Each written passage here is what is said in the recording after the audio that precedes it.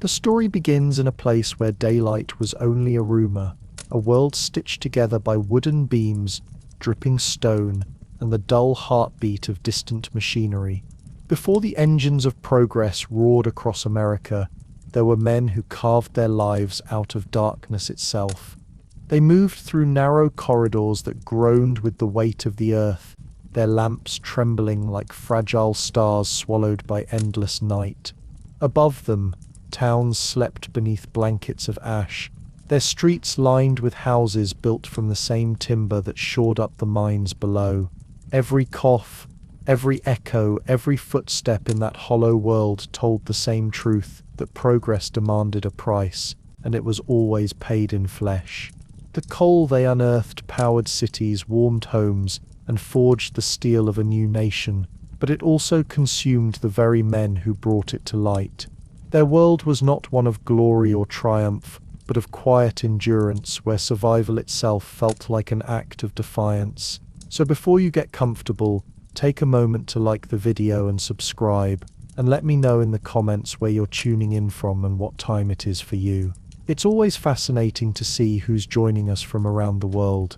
In the opening decades of the young American Republic, when the echoes of the Revolutionary War still lingered across the hills and valleys of the newly established United States, a darker, denser promise lay beneath the forested heights and riverbend flats of Pennsylvania.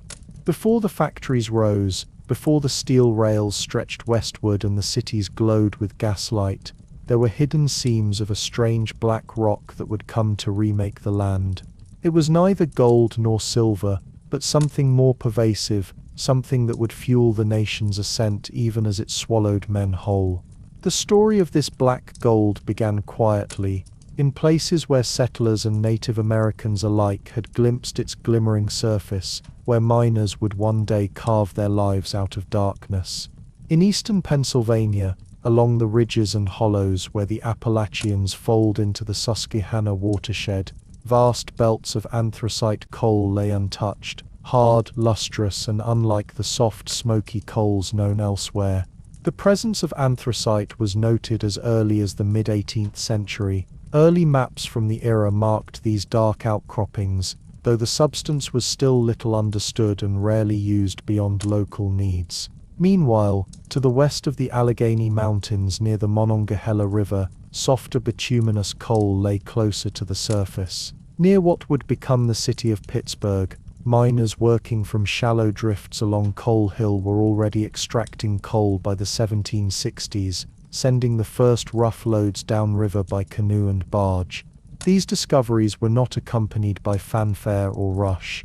They unfolded slowly, in the quiet rhythms of frontier life, when settlement pressed deeper into rugged terrain, and the demand for fuel was still modest. Trees still ruled the landscape, and charcoal furnaces flickered at the edge of the wilderness. Wood remained the trusted source of heat and smelting fuel, and most saw no reason to disturb the earth for something unfamiliar. Early mines were little more than shallow cuts where seams reached the surface, a man's pick and shovel doing the work of industry yet unborn. The black stones burned hot and long, but many settlers dismissed them. Why change what was abundant and familiar when wood and charcoal already did the job?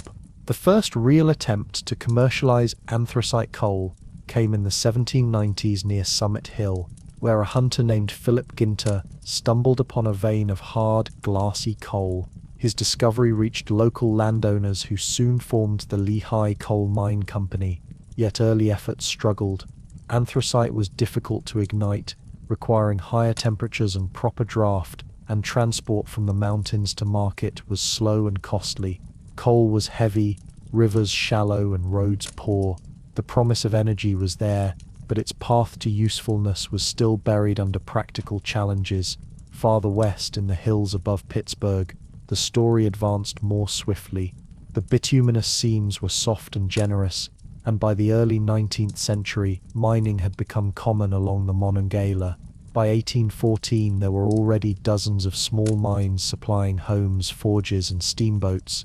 Within 2 decades, Pittsburgh's appetite for coal had grown insatiable, consuming hundreds of tons daily to feed its ironworks and furnaces. The cost of hauling firewood from distant forests exceeded that of mining coal from the nearby hillsides, and the economics of energy shifted. Coal, once an afterthought, became the new foundation of growth. As the black seams awakened, the surface world began to change. Forests thinned as timber was cut for pit props, houses and canal boats. Rough wagon tracks scarred the hillsides. Settlements appeared, clusters of shanties near mine mouths, cabins built from pine and oak, smoke curling from chimneys even at midday. The wilderness began to bend under human purpose. The land, once silent except for birdsong and the wind in the trees, echoed now with the ring of picks, the rumble of cartwheels, and the snorts of mules hauling coal to the rivers. The smell of resin and pine gave way to the dry tang of dust and smoke. Coal quietly tied together the geography of labor, transport, and industry. Canals were dug by hand to link the mines to towns along the Lehigh and Delaware rivers. Mule-drawn barges moved the black cargo toward Philadelphia and New York. In the highlands, men worked bent over, loading drays and building plank roads down to streams. They learned the stubborn rhythm of extraction, the long day, the sudden silence when the earth shifted, the perpetual presence of dust. The frontier of coal was as much a human transformation as a geological one. The early republic, still fragile and searching for its industrial identity, stood on the edge of change. Railroads were not yet a network, steam engines still a novelty, and yet the under-earth life had begun. The hills that once offered deer and wild herbs now offered black rock to heat forges and drive progress. The men who came to claim this rock did not seek wealth or glory, they sought survival, a day's pay, a roof that didn't leak, a future for their children.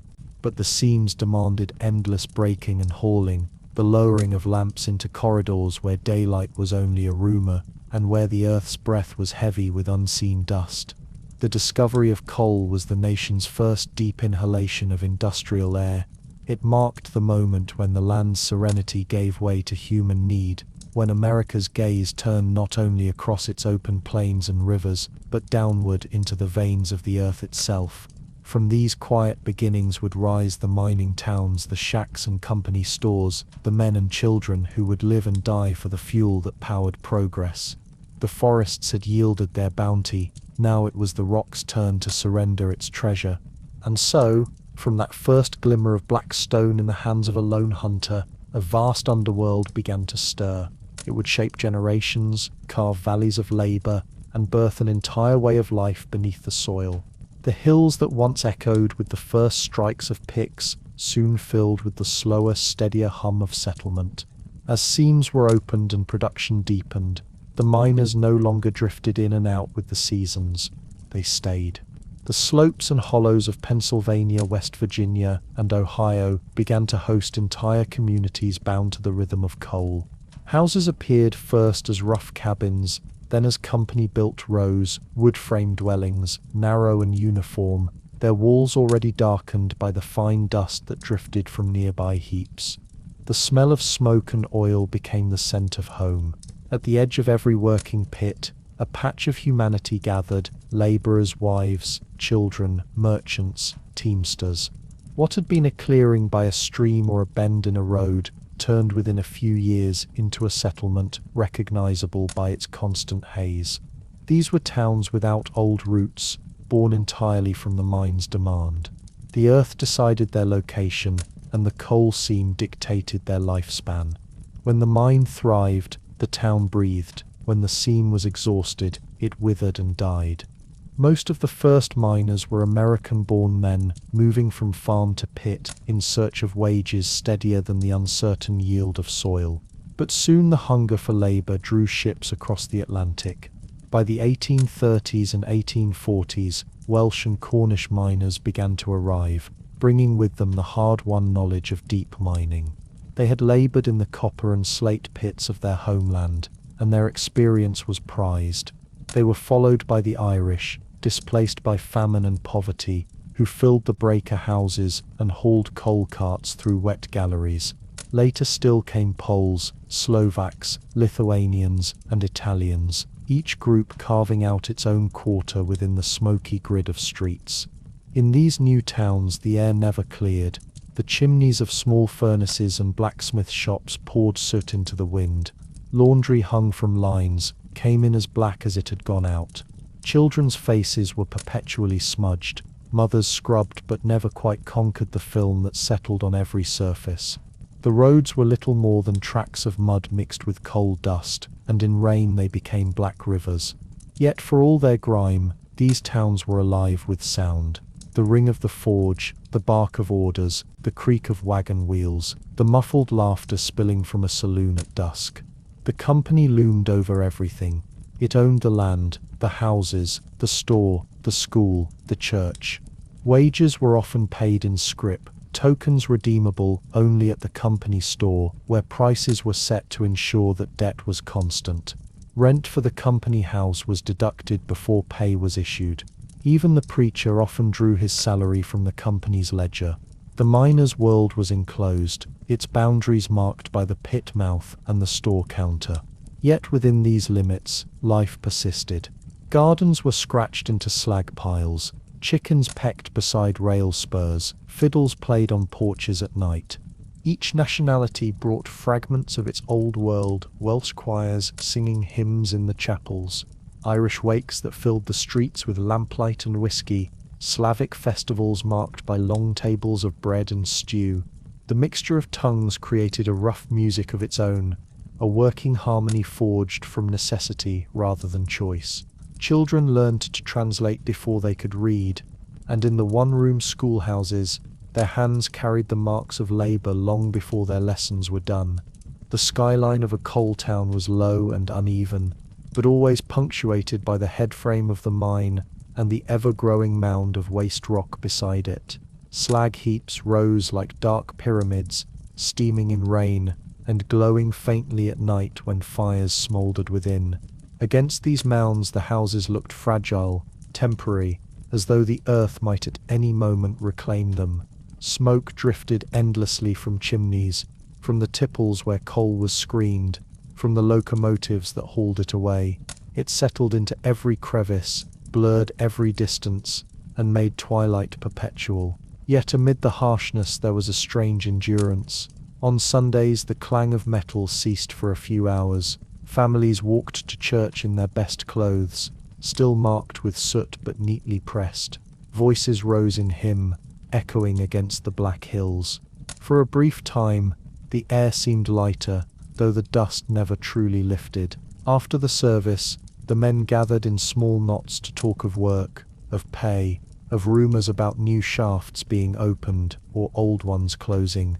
The women exchanged news of births and illnesses, the price of flour, the next delivery of coal oil for lamps. Life in these towns revolved around endurance, habit, and the fragile hope that tomorrow's shift would end without accident. Over time, as railroads extended deeper into the mining regions, some settlements expanded into permanent towns, streets were platted, schools and courthouses built, though the company's shadow remained. A miner might save enough to buy his own small plot, but the mine owned his body's strength. For every family that managed to rise above the dust, another sank into it. The prosperity that coal brought to distant cities rarely reached the people who extracted it. Their reward was a roof that leaked less than others, and a few extra coins at week's end. The coal towns became a distinct landscape in the American story, isolated, self-contained and defined by labor.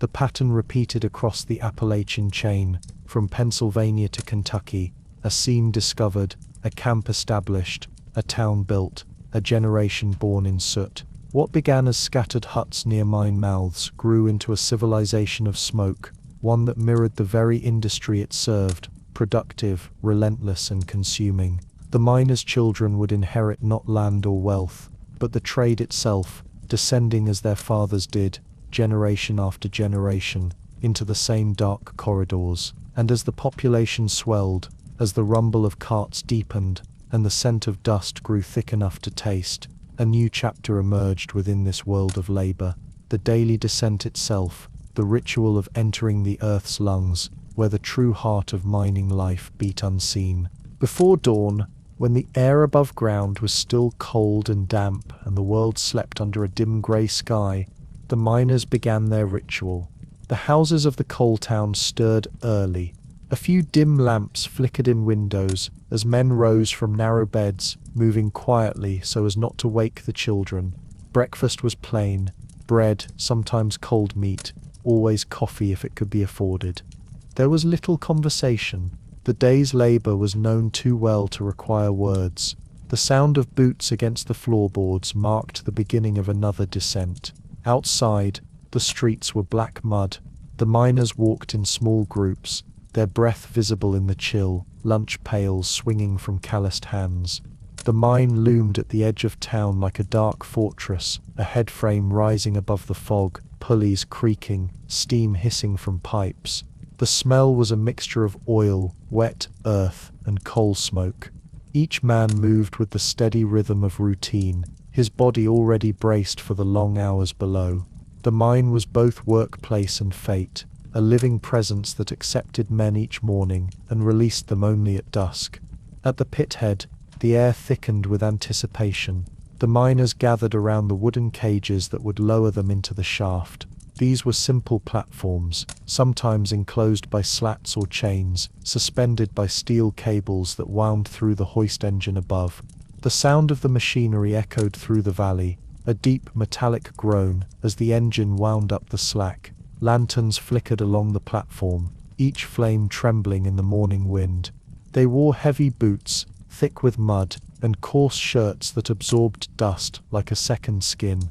Their helmets were little more than stiffened caps with oil lamps clipped to the front. The lamps burned with small uncertain flames, fed by whale oil or kerosene, and the faint glow they produced was the only light the men would see for hours. Each miner checked his lamp carefully, shielding the flame from the wind. If it went out, it could mean disorientation, or worse, in some tunnels, gas waited invisible, ready to ignite from the smallest spark. The foreman called the first group forward. They stepped into the cage, gripping the rails as the signal bell clanged. With a shudder, the platform dropped, the surface world shrinking above them. The noise of the hoist filled their ears, then slowly faded, replaced by the steady creak of the descending cable. Cold air rose from below, damp and heavy. The light from the mouth of the shaft grew smaller, until it was no more than a pale circle above their heads, swallowed by blackness. The descent could take several minutes, depending on the depth of the mine. Some shafts went down more than 1,000 feet. The cage swayed slightly as it passed through layers of rock, water dripping from the walls, the air thick with the smell of minerals. The men spoke little, each knew what awaited: the tunnel, the noise, the endless repetition. The deeper they went, the more the world above became a memory, and the more the earth seemed alive with its own slow heartbeat. At last the cage came to rest with a dull thud on the lower platform. The men stepped out, their boots sinking into a floor of damp clay. The faint light from their lamps revealed narrow tunnels stretching in every direction, lined with rough-hewn timbers and slick with moisture. Somewhere in the distance, water trickled down a wall, the sound echoing like a whisper. The silence here was heavy, not true silence, but the deep hush of a place that has existed undisturbed for ages. Even breathing seemed too loud. They made their way through the main passage, stooping under low beams, their lamps casting erratic halos on the walls. Along the way they passed others, mule drivers, trammers and boys carrying tools. The tunnels formed a labyrinth, each branch leading to a different face of the coal seam. The smell of oil and dust hung in the air, mingling with the faint odour of decay where water stood stagnant. Every few yards a wooden prop marked the only barrier between safety and collapse. At the working face, the men prepared their tools. Picks, shovels, wedges and sledgehammers were set out in neat piles. The miner's task was simple in design, but endless in effort: to break, load and haul. He worked crouched or kneeling, striking the coal seam again and again, loosening chunks from the wall, then shoveling them into carts. Each strike of the pick rang through the tunnel, a dull rhythm that would continue for 10, 12, sometimes 14 hours. The sound became the mine's pulse, steady and relentless. For the newer men, especially immigrants still learning the trade, the first descent was unforgettable. The darkness was unlike anything on the surface. It pressed in from all sides, absolute and suffocating. The flickering lamps gave the illusion of stars, but their light ended inches from the wall. Sweat mixed with coal dust until the skin turned grey. Breathing became work.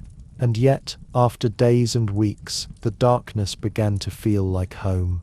Men learned to navigate by sound, by the faint echo of carts on rails, or the distant cough of a fellow worker. Breaks were few. A miner might pause briefly to drink water from a tin flask or eat a crust of bread pulled from his pocket. The air was thick and warm, and water dripped constantly from the ceiling. In some shafts, methane gas collected in pockets, invisible and deadly. A single spark could ignite a firestorm. The men trusted their canaries and flame lamps to warn them, but even so, disaster was never far. Every man who descended into the mine carried the knowledge that he might not rise again. Time lost meaning underground. Hours blurred into one another, the rhythm of work the only measure. The men grew accustomed to the muffled world of the deep, the creak of timbers, the dull echo of picks, the distant rumble of carts moving along the main tunnel. They learned to read the mood of the mine, the groan that meant shifting rock, the drip that signaled rising water, the faint tremor that warned of collapse. Each sound was a language, each vibration a warning. When the end of the shift finally came, it was not relief that filled them, but a slow, careful exhaustion. The men gathered their tools, brushed dust from their clothes, and began the long walk back toward the main shaft. Their lamps burned low, the flames fluttering as air currents shifted. Reaching the cage, they waited in silence, their bodies aching, their lungs heavy. When the hoist bell rang, and the platform began to rise, they looked upward to the faint circle of light that grew larger with each passing moment. Emerging at last into daylight, they squinted as if seeing the world anew. The sun seemed almost foreign, the wind sharp against their faces. Their skin was blackened, their clothes soaked with sweat and grime, but for a brief moment they breathed freely again. Children ran to meet them, and wives stood in doorways, wiping their hands on aprons. The cycle was complete. The descent, the toil, the return, only to begin again the next day. And as they walked home past the rows of houses and the piles of coal stacked high along the rail tracks, the faint clatter of tools faded into the steady hum of evening. Above ground, the smoke from chimneys drifted lazily across the valley, and the town settled into its nightly calm.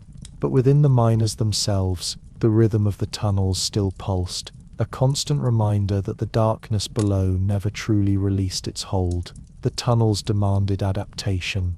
A miner's body alone was not enough. The labor required a set of tools as rudimentary as they were essential, each one a fragile extension of survival itself. In the dim half-light of the underground, men clutched iron picks with handles polished smooth by decades of repetition, each strike sounding like a tiny percussion against the oppressive darkness. These picks were their only instruments of control against the unyielding rock, yet even the most seasoned hand could be undone by a sudden fracture or a hidden seam of shale. Shovels followed the pick, broad and blunt, worn at the edge by countless tons of coal scooped and loaded into wooden carts, their wheels creaking along the rails carved into the clay floor. Lighting was always precarious. Oil lamps fueled by whale oil or early kerosene provided only a small circle of illumination that flickered nervously in the drafty tunnels. A single gust could send the flame dancing dangerously close to a pocket of methane gas, invisible until it erupted in a flash. The miners learned to guard their lamps as if they were living creatures, covering them carefully when they moved, checking wicks and oil levels, and listening to the faint hiss that sometimes presaged danger. Darkness was absolute beyond the reach of the lamp's glow, and each man's eyes gradually adjusted to the permanent half-light of subterranean work. Tools were carried in wooden buckets, slung over shoulders or hooked to belts. The lunch pail, a humble tin or wooden container, was a repository of the day's small comforts: a crust of bread, a hunk of salted meat, perhaps an apple, if fortune allowed. These modest provisions were a private ritual, eaten in brief moments between work, the taste of food mingling with the omnipresent dust of coal. Every bite was measured and slow. Hunger could not be indulged without paying the cost in energy lost from the relentless labor. Iron rails guided the movement of small carts, known as tubs, along the tunnels, their wheels groaning under the weight of coal. Boys, sometimes as young as 8 or 10, pushed the loaded tubs to the main shaft, their small bodies straining against tons of black rock. Men directed them with practiced gestures, speaking little, for sound carried in the tunnel, and any shout might mask the subtle signals of the mine itself: a shifting rock, the drip of water, the faint creak that warned of collapse. The environment made the tools themselves both friend and potential threat. Picks could splinter in a strike, sending shards into skin or eye. Shovels, if caught on an uneven seam, could topple a cart or break a hand. Even the sturdy iron lamp hung at the miner's belt could become a hazard in the wrong moment, its flame igniting dust or gas. Each man carried these instruments with the intimacy of a daily companion, knowing that survival depended on their reliability as much as on strength or skill. The miner's clothing was as much a tool as any pick or lamp. Heavy wool shirts absorbed sweat, but provided little protection from coal dust. Leather gloves shielded the hands from splinters, but often wore thin.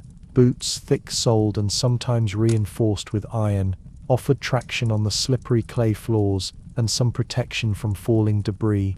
Each layer of clothing was slowly impregnated with coal dust, blackening hands, faces and hair in a uniform coat of the mine's labor. The dust seemed permanent, as if the earth itself had marked the men as belonging to it, a badge of both endurance and danger. Water was scarce and precious. Streams trickled through some tunnels, but often the miners relied on small cisterns or flasks they carried. The air was humid, laden with dust and heat, and dehydration could set in quickly during long shifts. A miner drank little, saving strength for work rather than indulgence, and learned to pace himself, alternating the rhythm of pick and shovel to conserve energy while still meeting production demands. Beyond the physical tools, the miners carried another form of equipment: vigilance. Awareness of the mine's subtle warnings, creaks in timbers, the smell of gas, the faint vibration of distant rock was as crucial as any iron instrument. Each man trained himself to notice patterns, to read the tunnels in ways outsiders could not. Experience accumulated slowly, often painfully. Mistakes were punished immediately by injury or worse. The tunnels required attentiveness at every step, and even seasoned miners never ceased to respect the latent danger surrounding them. These rudimentary tools defined the miner's world. The iron pick, the flickering lamp, the worn lunch pail, they were extensions of his body, each inextricably tied to survival. With them, he could chip away at the coal, sustain himself briefly, and navigate the labyrinth of timbered tunnels that stretched beneath the hills. Without them, he was unarmed against the slow, constant pressure of rock, dust, and darkness, and so the rhythm of labor became a meditation in itself. Hands raised, struck, shoveled, lamps tilted and shielded, lunch pails opened and closed, each motion repeated hour after hour, day after day, generation after generation. The crude tools of survival were never beautiful, never forgiving, but they were the foundation of life in the mine. The men and boys who wielded them learned endurance in metal and light, and they carried that endurance home each evening, coated in dust, sweat and exhaustion, only to prepare to descend again. As the day progressed and the coal began to pile in carts, the next part of their struggle awaited. It was a struggle not of tools, but of their very bodies. The toll taken by dust, stooping, lifting, and inhaling air filled with particles fine enough to settle deep in the lungs. And from this inevitable cost, arose the slow realization of how intimately survival, labor, and danger were intertwined in the life of every miner. The life of a miner was written not only in the marks left upon the earth, but in the very bodies of the men themselves. By the end of the first week, or sometimes the first month, a miner's skin, hair, and nails bore the imprint of his labor. The dust of the mine, fine and insidious, adhered to every surface it touched. It settled in the hair, clung to the scalp, seeped into pores, and coated the hands so thoroughly that even after washing, a faint grey film remained. Faces were perpetually streaked with black, eyes rimmed with soot. Breathing the air of the tunnels, thick with pulverized coal and particles from the rock itself, began a slow and relentless assault on the lungs. Each inhalation carried a tiny weight, imperceptible at first, accumulating silently day after day. The physical toll was visible in ways both immediate and gradual. Hands were perpetually bloodied and calloused, covered in abrasions where the iron pick met stone, or where splinters pierced unprotected skin. The repeated bending, lifting, and shoveling hunched the spine, the shoulders drawn inward from the relentless rhythm of the labor. Feet, encased in heavy leather boots, were blistered and swollen from standing in waterlogged tunnels, their soles pounded raw by uneven ground. Muscles grew strong and unyielding, but the strength came with pain. Knees strained, backs ached, arms cramped, and every joint carried the memory of previous injuries. The lungs told a story no mirror could reflect. Early miners often coughed in hushed tones at first, dismissing the irritation as a minor consequence of the dust-filled tunnels. Over years, however, the cough grew louder, persistent and harsh. It echoed off the timbered walls, a hollow sound that resonated in the labyrinthine shafts. Black specks sometimes appeared in expectoration, proof of the particles lodged deep in the respiratory system. The condition became known among miners as miner's consumption, or in later decades, black lung. It was slow, relentless, and invisible to those unacquainted with the trade, yet it marked men for life. Generations of fathers, sons and brothers carried the disease, its presence silently shaping every movement and every breath. Even the youngest laborers were not spared. Children working in the breakers and shallow drifts experienced early symptoms of respiratory strain. Their small hands were no less bloodied than their elders, their lungs no less burdened by the fine dust of coal. Their growth was often stunted, their vitality compromised before they reached adulthood. The physical reality of mining was thus a heritage as much as it was an occupation, passed down not only in the skill to navigate the tunnels, but in the very bodies shaped and sometimes broken by the labor itself. Accidents compounded the physical toll. Rocks shifted unpredictably, timbers groaned and sometimes snapped, and falls or crush injuries were constant threats. Even the act of hauling carts along iron rails could lead to crushed toes or broken fingers. Miners learned to recognize signs of fatigue not as weakness, but as a prelude to danger. A lapse in attention could mean a hand caught under a tub, a foot slipping on wet clay, a momentary misjudgment leading to hours or a lifetime of pain. The toll was both immediate and cumulative. Each shift left the body marked, each week added layers of wear. The mine, indifferent to individual suffering, demanded endurance as its unspoken requirement. The miner's skin, darkened with dust, became a badge of identity, while those above ground might recoil at the sight of blackened hands or soot-streaked faces. Within the mines it was a mark of belonging. The dust was permanent. No amount of washing would remove the evidence of one's labor. Even after leaving the mine for hours, men would carry a thin film of coal on their hair and clothing, a reminder that they had belonged to the tunnels, if only for a day. Over time, these marks deepened, embedding themselves in the very perception of the miners themselves and of the communities they formed. The repetitiveness of the labor reinforced the physical strain. Every day was a cycle of bending, striking, shoveling, pushing, and lifting. The body adapted, but in ways that were often cruel. Spinal curvature, joint inflammation, chronic back pain, all became companions of the profession. The men learned to compensate, shifting weight, adjusting posture, and developing a precise awareness of how to move in confined, low-ceilinged spaces. But the adjustments were always temporary. The demands of extraction overrode comfort, requiring continuous exertion.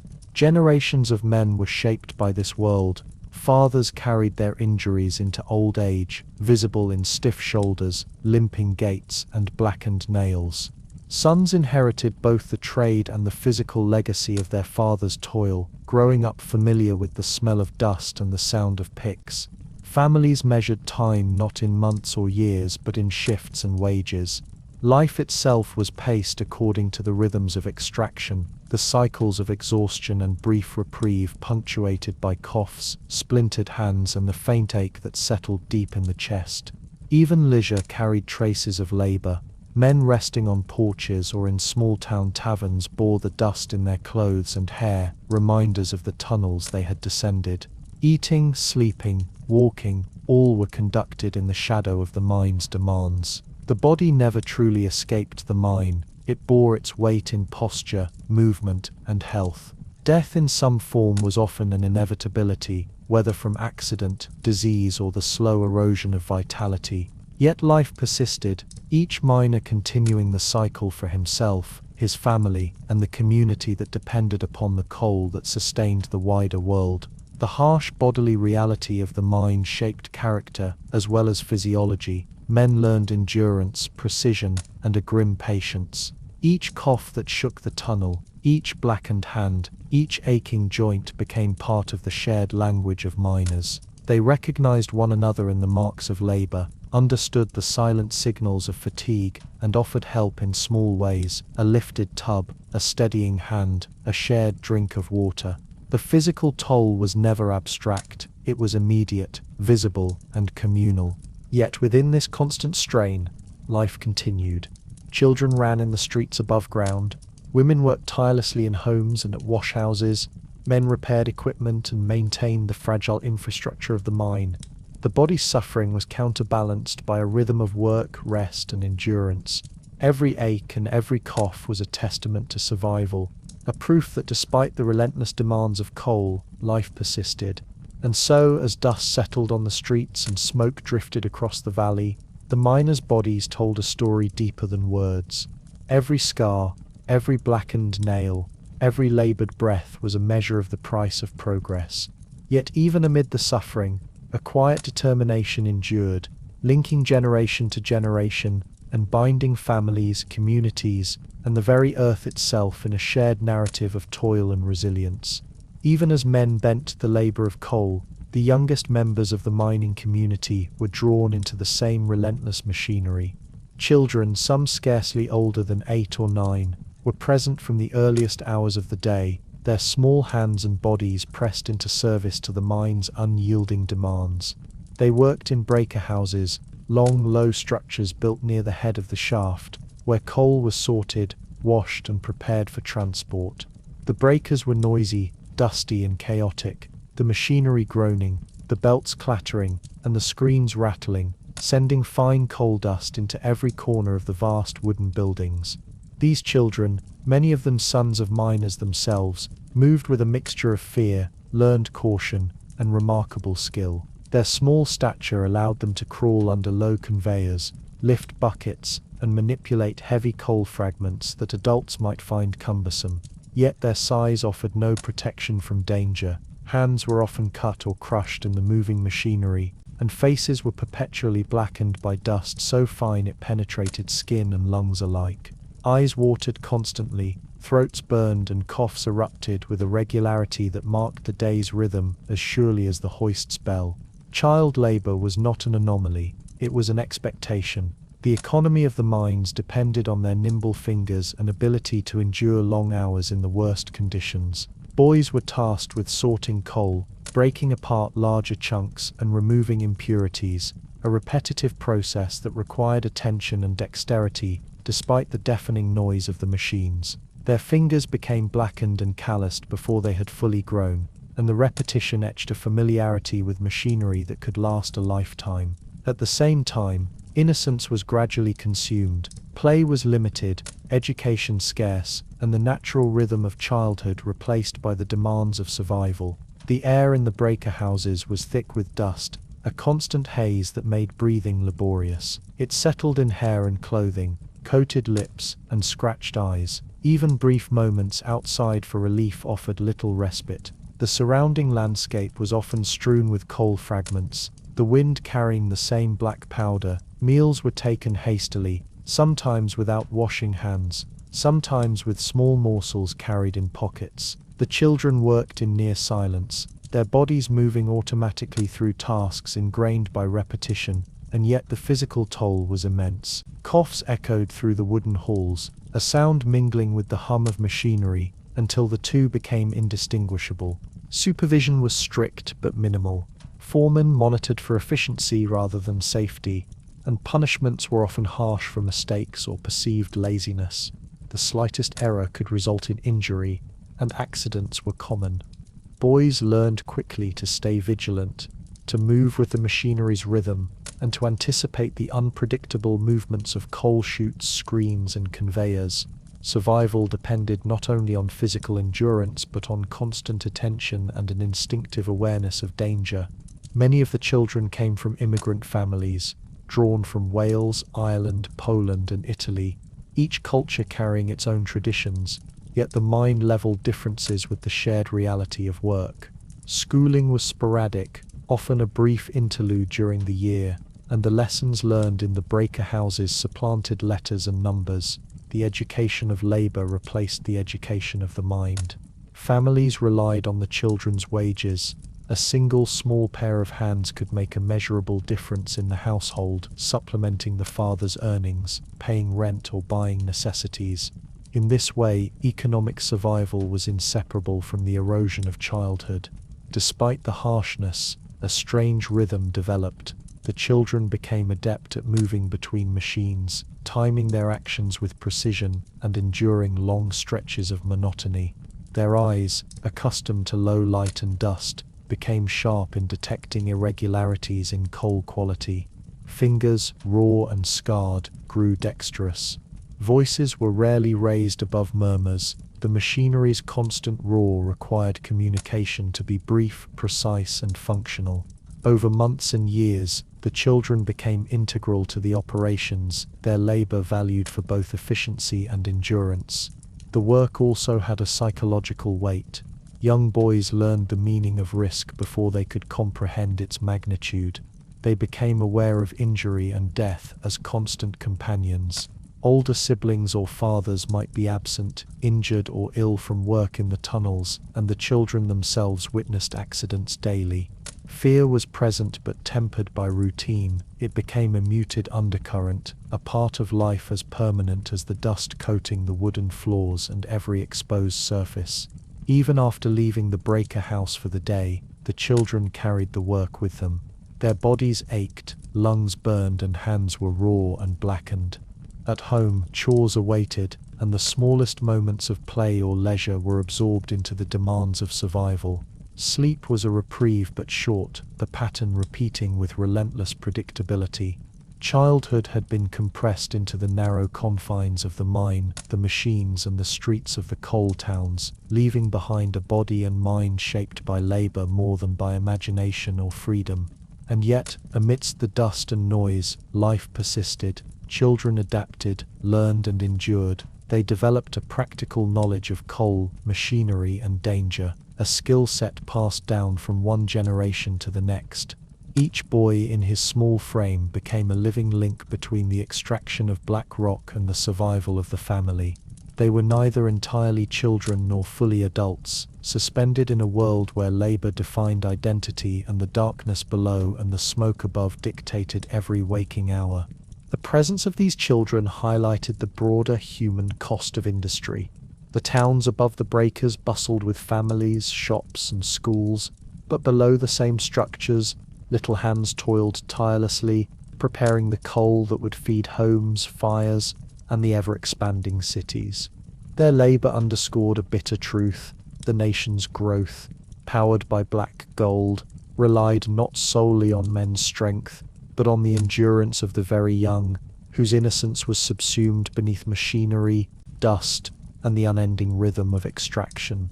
And so, as night fell and the workday ended, the children climbed from the breaker houses, bodies coated in black dust, coughing quietly in the cold evening air, ready to return the next morning to the same endless cycle.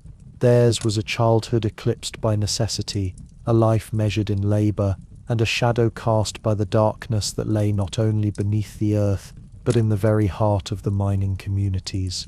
While the men and children toiled in darkness below, the women of the coal towns bore a different kind of labour, one that was unending and often invisible, yet no less essential to the fragile life of these communities. They were the keepers of homes, the tenders of bodies and souls, and the silent witnesses to the dangers that lay beneath the hills. Their day began before dawn, even before the men left for the shafts, with chores that demanded both endurance and resilience. Fire had to be stoked, water drawn from wells or carried from streams, and breakfast prepared in kitchens that were often no larger than a single room. Clothing was a constant battle. Every day, the women washed coal-stained garments in rivers or tubs, the icy water biting at their hands, chapped from soap and scrub boards. The black dust of the mines clung stubbornly to fabric, infiltrating fibers in a way that made complete cleansing nearly impossible. Shirts, trousers, and socks emerged only partially restored to their original color, and yet these women persevered, scrubbing, boiling, and wringing by hand to make clothes wearable for yet another shift. Each laundering was a ritual, a tangible effort to maintain some semblance of order in a world dominated by chaos. Shacks and company houses offered little comfort. The dwellings were cramped, often just a single room divided by a curtain or a makeshift wall. Floors were earthen or covered with boards warped and blackened by years of dust and moisture. Smoke from the stoves mingled with soot that seeped in from the streets and the nearby slag heaps. Heating was minimal, the cold pressing in during winter, and ventilation poor, leaving interiors heavy with stale air.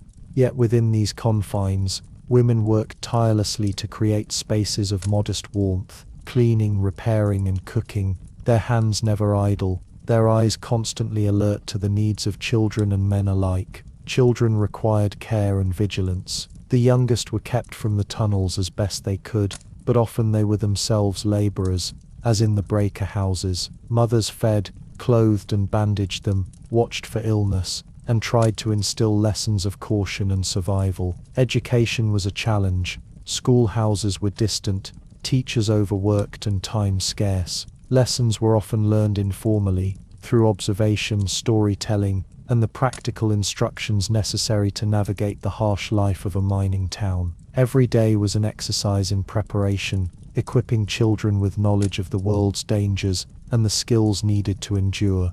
Food was another constant struggle. Women had to stretch limited rations to feed families of 6, 8, or 10, often on wages that were modest or delayed. Meals were simple: bread, salted meat, potatoes, occasional vegetables. They cooked in pots over open flames or small stoves, laboring to provide nutrition in an environment that offered little variety. When coal dust settled on kitchen surfaces, the women brushed it away with the same patience and persistence that they applied to every task. Even the act of eating became tinged with awareness of the mine's constant threat. Every mouthful was a reminder that their husbands and sons were still underground, navigating darkness and danger. The emotional labor of waiting was perhaps the heaviest burden. Every evening, lamps descended into the earth, and every hour that passed without their return stretched like an eternity. Women prayed quietly, whispered incantations, or clutched rosaries, seeking protection for those below. Every distant creak, every echo of the mine's machinery from the hills, sharpened their anxiety. Illness or accident could strike at any moment, and the women bore the brunt of such tragedies, nursing the injured, burying the dead, and comforting children who were too young to understand the scale of loss. Their vigilance was constant, a shadowed mirror of the work performed in the tunnels. Even in moments of relative quiet, the women's labor never truly ceased. Fires had to be fed, clothes repaired, homes swept, water fetched, children tended, food prepared, and small comforts preserved. On Sundays when the men might rest or attend church, the work continued. Clothes still had to be washed, meals prepared, repairs made, and the small domestic economy maintained. Social gatherings were rare, often brief and colored by the ever-present specter of risk below ground. Friendships were forged in shared labor and shared anxiety, each woman learning to read the expressions of neighbors for news of the miners' safety or misfortune. Women also played roles in the economic survival of their families. They might take in laundry, sew garments, or find other ways to contribute to the meager household income. Their labor extended beyond home into the community, forming networks of mutual support that allowed families to persist amid scarcity. Every action was pragmatic, every effort aimed at keeping bodies fed, clean and alive, and at sustaining a fragile hope that tomorrow would bring safety. Amidst this relentless work, the women of the coal towns developed resilience of an extraordinary sort. Their hands were roughened by daily labor, their lungs filled with the same dust that coated their homes. They became adept at reading the town, predicting weather, anticipating accidents, and negotiating the small economy that allowed them to survive. Yet their endurance carried a quiet sorrow. The constant proximity to danger, the near certainty of loss, the persistent grime and wear, all left a mark, etched into both body and spirit. Despite hardship, life persisted. Children ran in alleyways between shacks, women exchanged news and advice, and families maintained fleeting moments of festivity when a holiday or festival arrived. Music, storytelling, and prayer provided relief, offering glimpses of beauty amid the constant struggle. These moments were fragile but essential, tiny respites in a life otherwise dominated by labor and the specter of death below. And so, the women above ground became the invisible pillars of the mining towns. Their work was as necessary as that of the men below, though it left no scars that could be measured in calloused hands or blackened lungs. It was the labor of endurance, vigilance, and survival, a daily confrontation with scarcity, danger, and anxiety. Each night, as lamps flickered down into the tunnels and the men returned home coated in dust and exhaustion, the women were there to receive them, care for them, and prepare them to descend once more. Through their efforts, the community persisted. Without their labor, the men could not endure the day below. Without their vigilance, families might not survive the next tragedy. They were the quiet, enduring force that held the fragile towns together, the tether between the darkness of the mines and the small light of home. The economic lifeblood of the coal towns was as constrained and controlled as the tunnels themselves. Men descended into darkness each day, worked their bodies to the point of exhaustion, and emerged coated in dust, sweat, and the relentless evidence of labor. Yet the fruits of that toil rarely left the grasp of those who controlled the very land they mined. The company store was the center of this cycle, a place where the miners' wages, often paid not in coins or bills but in scrip, circled back to the owners of the mine. This scrip, small printed tokens or paper notes valid only within the company's holdings, bound families to the company in a dependence as strict as any physical constraint. The miners' homes were rarely owned outright by the men who lived in them. Company-built houses lined the streets near the shaft, uniform in size and structure, built quickly from wood and frequently deteriorating within years of construction. Rent was deducted from wages before the miner ever set foot in the store, leaving little autonomy or choice. If a family fell behind, eviction loomed as a constant threat, a reminder that the earth itself did not belong to those who labored within it. Every structure, every plank, every board was tied to the company, and to live in the town was to acknowledge that ownership extended beyond the coal seams into the very space one called home. The company store was stocked with essential goods, priced often higher than what might be found in an independent town. Flour, sugar, meat, kerosene, and tools were all sold at rates that ensured miners could rarely save. Clothing, blankets, and candles were likewise controlled. The scrip could not leave the town, it had no value elsewhere. Thus, even as men earned their wages, the currency remained tethered, forcing families to purchase necessities from the same hands that had paid them. For those who fell behind, the system created a kind of perpetual debt, the work of a day's shift repaid in part by what was consumed from the store, leaving only the smallest remainder. Credit systems were also common. Miners could purchase supplies on trust, effectively borrowing against future scrip. A loaf of bread or a tin of lard might be advanced with the understanding that it would be deducted from the next pay. But this practice, while offering temporary relief, created a long-term dependency that few could escape. Over time, the indebtedness accumulated, binding the miner ever closer to the company and the shaft from which he emerged each evening. The store became more than a place of trade. It was a mechanism of control, a constant reminder that labor alone did not equate to freedom. Even education and religion were rarely independent of the company. Schools were often housed in buildings provided by the owners, teachers paid through the company's ledger. Curriculum could be minimal, designed for the needs of the laboring family rather than broad intellectual development. Churches were similarly under the influence of the mine, with ministers' stipends coming from the same hands that controlled scrip. Every aspect of life, from the air breathed in a classroom to the bread eaten at home, was shaped by the company's reach. Independence was an abstraction, rarely attainable for those whose lives were intertwined with coal. Despite the constraints, miners navigated this world with quiet cunning. Families learned to stretch scrip, trading goods among neighbors, pooling resources, or bartering services. Meals were planned around the availability of supplies, repairs delayed until essentials could be purchased, and children taught from an early age the value of thrift and endurance. In a town controlled by the company, ingenuity and patience became as important as strength and stamina. Yet these adaptations could not escape the underlying reality. The men labored for a currency that existed only within the company's universe, a closed system that reinforced dependence at every turn. The scrip system also had a psychological impact. Men who carried the tokens home knew that no matter how hard they worked, the wealth produced by their bodies could not escape the corporate orbit.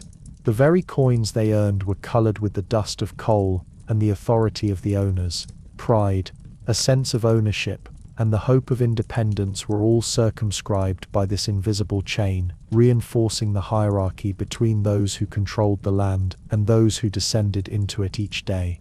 Yet, even in this restrictive system, moments of small rebellion or cleverness emerged. Some miners found ways to exchange scrip among towns, trade goods surreptitiously, or stretch the currency further than intended. Neighbors helped one another, forming networks of mutual aid that softened the sharp edges of dependence.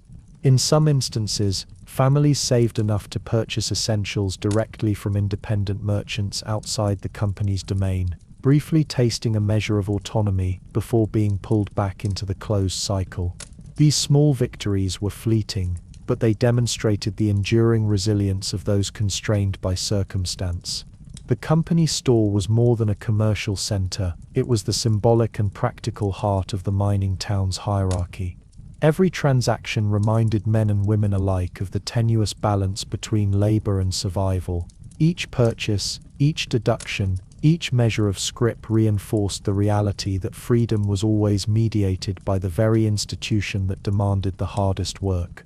Even as children labored below ground, women washed clothes above, and men struck at coal seams, the store ensured that the flow of money, labor and obligation remained tightly controlled. By the evening, as men returned from the shafts, bodies coated in dust and muscles screaming from exertion, the company store awaited.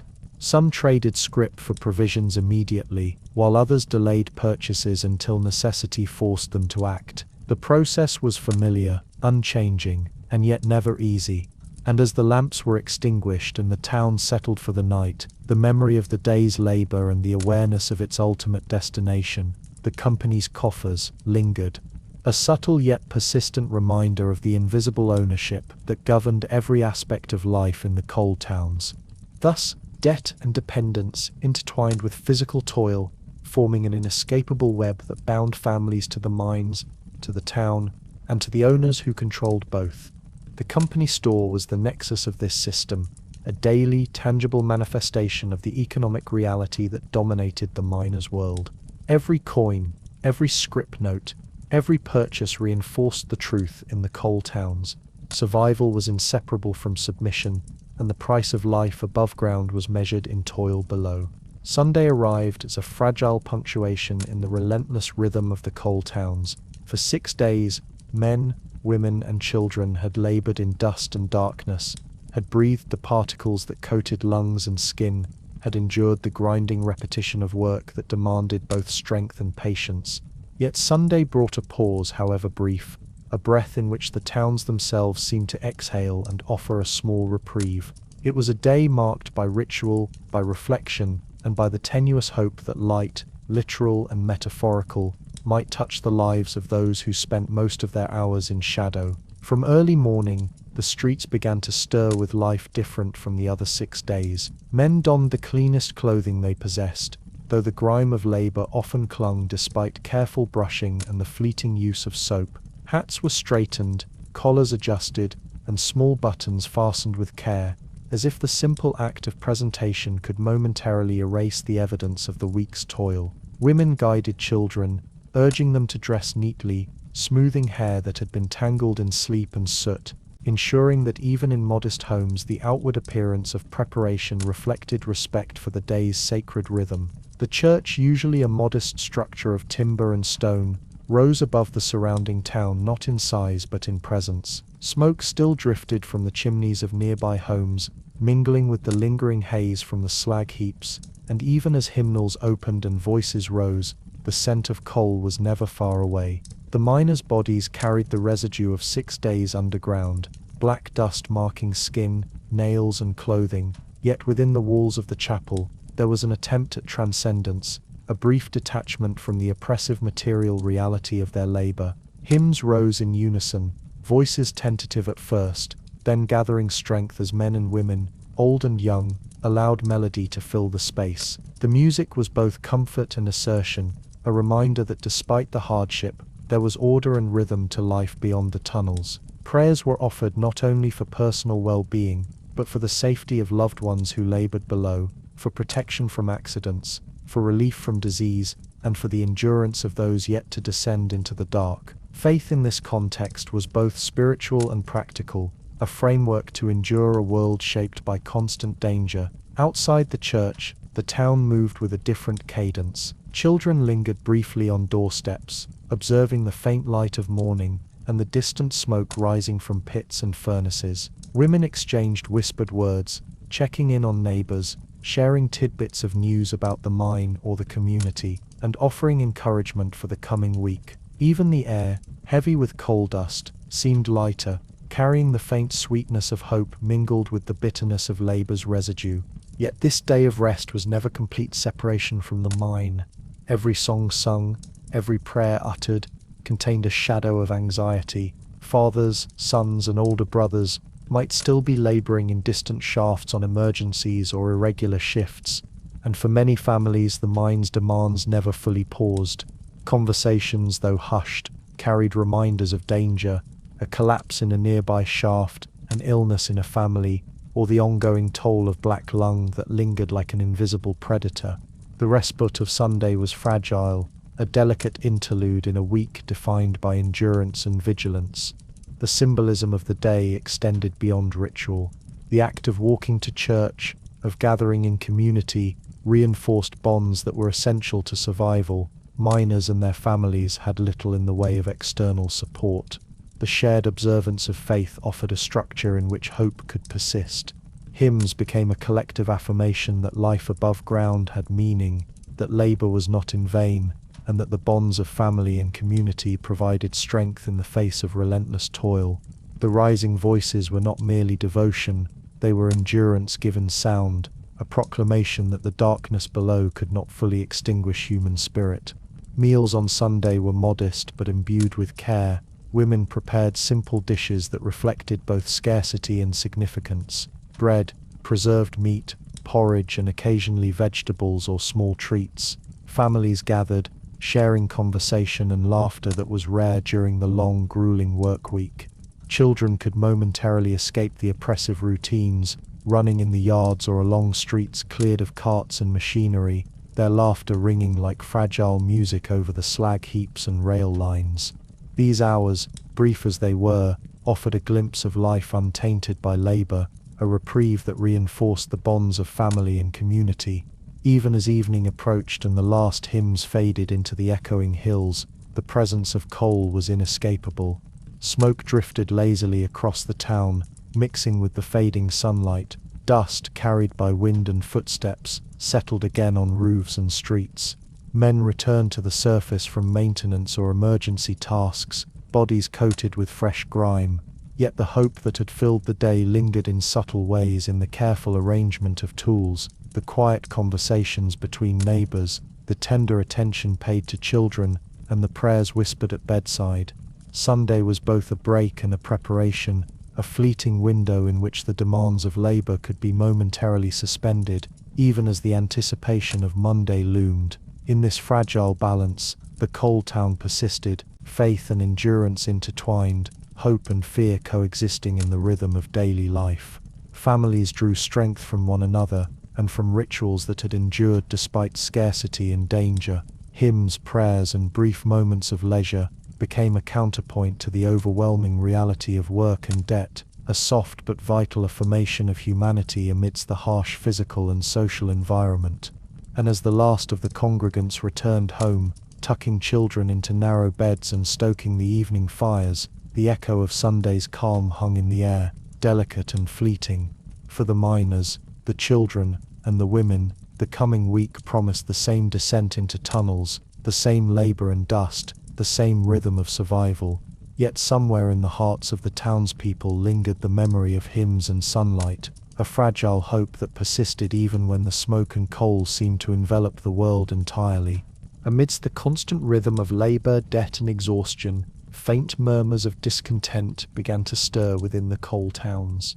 These were subtle at first. Whispers passed between men in hushed tones, voices lowered so that only trusted ears could hear. It was an era in which speaking openly against the company could mean dismissal, eviction, or worse, and so secrecy became the foundation of conversation. The harsh reality of scrip, company-owned homes, and the ever-present danger of the mines created an undercurrent of dissatisfaction that simmered quietly beneath the surface of daily life. Men gathered in small clusters after the day's labor, often in dimly lit taverns or behind the wooden fences of neighboring lots. The conversations were cautious, measured, punctuated by glances toward doorways and windows to ensure that no company spy might overhear. Words like justice and rights were whispered with care, their meaning amplified by the context of deprivation and control.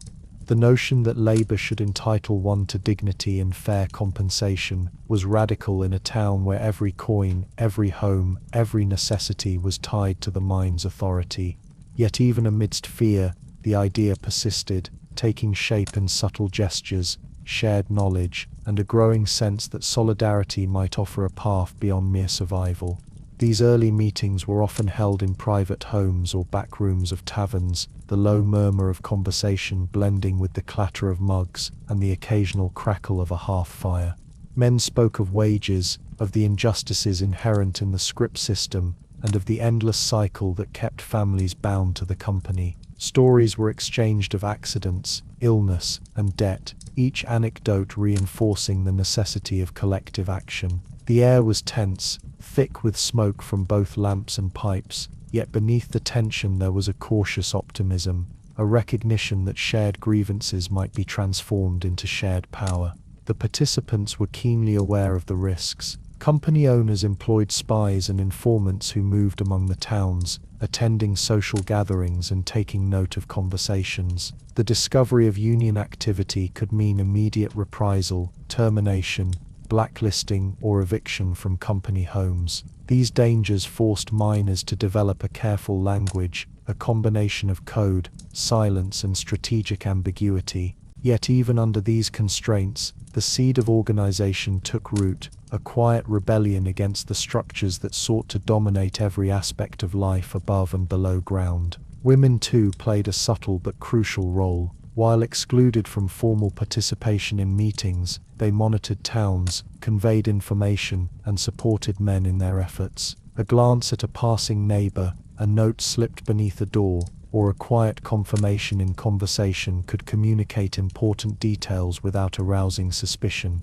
Their presence and participation underscored the interconnectedness of the community. Resistance was not only the work of men but a collective awareness of injustice and necessity that shaped daily life. The whispers evolved into plans. Small actions were discussed, refusing certain types of work, negotiating for better conditions in incremental ways, or pooling resources to support families during potential strikes. These ideas were often tested in secrecy, with careful attention to who could be trusted. In taverns, dimly lit kitchens and hidden rooms, the first stirrings of a labor movement took hold, fragile but persistent. The conversation was more than complaint. It was strategy, awareness, and the tentative beginnings of organized resistance. The miners' knowledge of each other became a tool.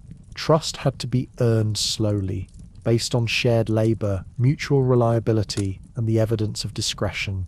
Men observed patterns of behavior, listened for subtle cues, and gauged the willingness of neighbors to speak openly. Only after repeated interactions, when confidence in loyalty had been established, did the plans advance from whispered ideals to tentative action. It was an exercise in patience and careful judgment, dictated by both fear and necessity. Even the atmosphere of the town itself seemed to reinforce the need for discretion. Company agents walked the streets with casual detachment, their presence a reminder that surveillance was constant. Conversations in the open could be overheard, gestures noted, and intentions reported.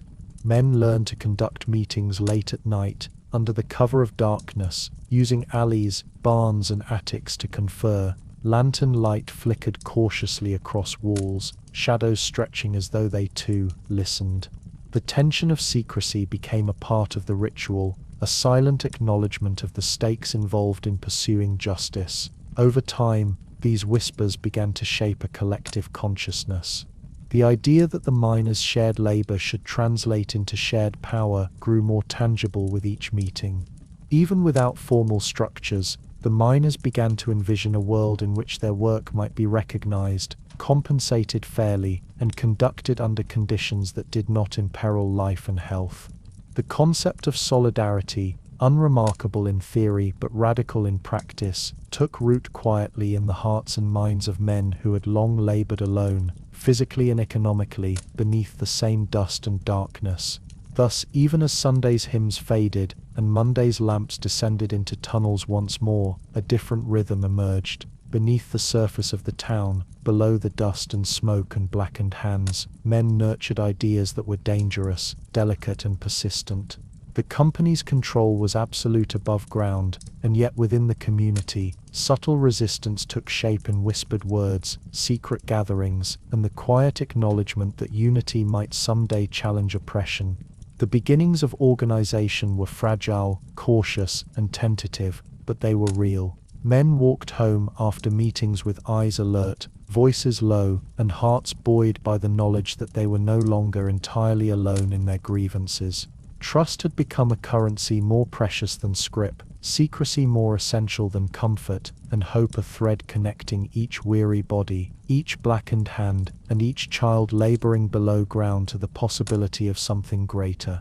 And as the lamps were extinguished in homes, and the dust of the week settled into corners and crevices, the idea endured, quiet but undeniable, a future in which miners might wield more than picks and shovels, a future in which labor could be recognized and respected, and in which the shadows of the coal town might eventually give way to light. The mines that had provided the lifeblood of towns and families were simultaneously silent harbingers of danger, ever poised to remind men and women of the fragility of life underground. Each shift carried with it the possibility of disaster, whether in the form of a cave-in, a sudden flood, or an explosion of the ever-present methane gas that lurked in the seams. These calamities were not abstract, they were immediate, tangible, and terrifying. The earth above the tunnels, so solid and seemingly permanent from the surface, could betray its occupants in a matter of seconds, collapsing inwards to swallow men whole, or releasing clouds of deadly gas that turned the air into an invisible killer. Families lived with a constant low-level dread, their anxiety intertwined with routine. Wives and children gathered at the pit mouths each morning and again in the evening, waiting for the familiar creak of the cages that carried men into the tunnels, or the muffled clatter that signaled their return. Their eyes scanned the horizon, every distant sound or unexpected silence feeding speculation. When accidents occurred, the waiting intensified into excruciating torment. A sudden rush of news, shouted names, hastily scribbled lists, or hurriedly conveyed words, could transform a moment from mundane concern into unbearable fear. Mothers clutched children, women wept quietly on the edges of crowds, and neighbors held one another in tense solidarity, sharing in the dread and the hope that no names would appear on the death lists. Explosions were sudden and devastating. Methane, known as fire damp, accumulated in pockets where ventilation was insufficient. A single spark from a lamp or friction from tools could ignite it, resulting in blasts that rattled the tunnels, dislodged rock, and sent dust into every crevice. The sound was deafening, a thunderous roar followed by silence punctuated by distant cries. Miners who survived were often trapped, disoriented, or injured, their escape hindered by fallen timbers and the cloud of smoke and debris that filled the air. Rescue efforts were perilous. Fellow miners risked life and limb to reach their comrades, navigating darkness, unstable ground and toxic air. Floods, though less dramatic than explosions, were equally terrifying. Underground streams, natural springs or sudden rains could overwhelm the mine's drainage systems, sending torrents of water rushing through the tunnels. Miners were sometimes trapped on raised platforms or forced to wade through freezing, waist-deep water, their hands clutching timbers or tools as currents threatened to sweep them into deeper shafts. The sound of rushing water was relentless, drowning out shouts and muffling the human cries for help. Each flood was a reminder that the earth itself, so familiar and mapped over years of labor, remained unpredictable and dangerous. Cave-ins were perhaps the most feared. The timber supports that held up ceilings and prevented collapses were constantly tested by the shifting weight of rock and the vibrations of daily labor. Even experienced miners could misjudge a seam, overestimate the stability of a roof, or fail to notice subtle cracks that presaged disaster. When a ceiling gave way, the noise was abrupt and horrifying, a crushing roar, the snap of splintering timber, and the deafening thud of falling stone. The darkness became complete, dust filling the air, and survivors were left to claw their way through rubble, listening for the voices of comrades trapped nearby.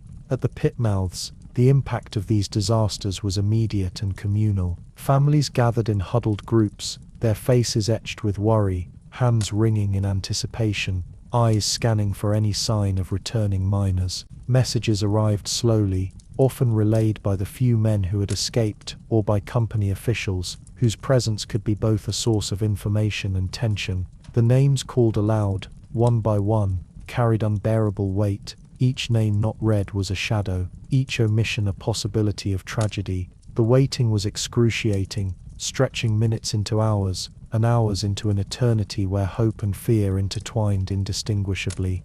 The psychological toll on miners and families was profound. Survivors of explosions, floods, and collapses often returned physically unscathed, but marked by the memory of what had occurred. Panic and anxiety became companions, each creak of timber, distant echo, or shift in the earth triggering reminders of mortality. Children learned early that the tunnels could claim lives in an instant, and women internalized a persistent vigilance, monitoring the safety of loved ones and the town itself. Community networks were critical in these moments, neighbors offering support, sharing information, and providing comfort when the inevitable tragedy struck. Despite the omnipresent danger, work continued. Mines could not halt for long, for families depended on wages, and the demand for coal remained insatiable. Each man returned to the tunnels with awareness sharpened by the disasters witnessed, the losses mourned, and the constant knowledge that safety was tentative at best. Rescue efforts became exercises in heroism and endurance, men risking themselves repeatedly to recover comrades or bodies, often emerging battered, exhausted, and coated anew in dust, sweat, and soot. These disasters were reminders of the precariousness of life and the indomitable resilience of the miners and their families. Death and injury were ever-present companions, yet life persisted. Funerals were brief and communal, mourning shared across households and generations, sometimes followed by the immediate resumption of labor. The coal town's rhythm absorbed tragedy as naturally as it absorbed dust, smoke, and noise. Each catastrophe reinforced the interdependence of the community and the persistent need for vigilance, courage, and endurance. And so, even as miners returned from disasters unscathed or mourning, the life of the town continued. The lamps were repaired, timber replaced, and machinery reset. Families waited, dusted, and prayed, and children prepared once more for their turn in the breakers or tunnels. The shadow of danger, ever present, became a defining element of identity and endurance, shaping not only the physical landscape but the psychological fabric of the mining community. In this way, catastrophe and survival were inseparable, and the mines, simultaneously a source of sustenance and terror, remained the center around which life, hope, and despair revolved.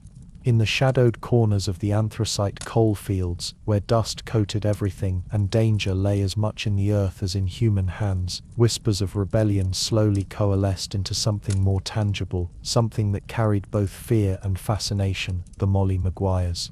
The stories of this mysterious Irish secret society circulated quietly at first, carried in the hushed conversations of miners who had emigrated from Ireland, many of them fleeing the poverty and famine that had marked their homeland. They were men and women whose lives had already been shaped by displacement, labor, and the grinding realities of industrial America, and yet their engagement with the Maguires added another layer of tension and intrigue to the coal towns. The society, shrouded in secrecy and legend, was rumored to act as both protector and avenger.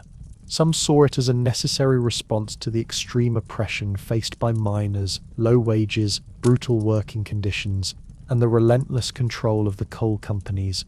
Others perceived it as a force of menace, capable of violence and intimidation that went far beyond the bounds of lawful protest. Stories told of men arriving at night, cloaked and masked, confronting foremen or mine owners with threats or physical attacks. Violence, whether real or exaggerated, created an atmosphere of fear that rippled through the towns and tunnels alike.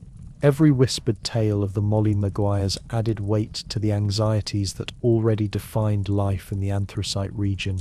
The presence of this society cannot be separated from the broader context of labor unrest. Miners had long endured scrip-based wages, company-owned homes, dangerous working conditions, and the ever-present threat of injury or death in the shafts. The Maguires, real or imagined, became a symbol of resistance to these conditions, embodying both the desperation and the determination of men who had little recourse within the legal or social structures of the time. Their secretive nature reflected the necessity of caution, as company agents and local authorities were ever watchful for signs of dissent. Meetings were held in shadowed taverns, hidden rooms, and secluded clearings, where men spoke quietly of grievances, shared news, and sometimes conspired in ways that blurred the line between protest and criminality. The hysteria surrounding the group escalated as reports of violence spread, sometimes fueled by rumor, sometimes by real events. Mines became sites of suspicion, foremen watched their men more closely, and the courts intervened in ways that often seemed more about control than justice. Arrests and trials followed, some leading to hangings that left families and communities shaken. The image of the Maguires as both rebels and criminals became a potent part of the collective consciousness of the Anthracite region. Their legend spread not only among miners, but also among journalists, politicians, and historians, creating a narrative in which labor, ethnicity, secrecy, and violence became intertwined. Irish immigrants, already facing social and economic marginalization, were particularly vulnerable to suspicion.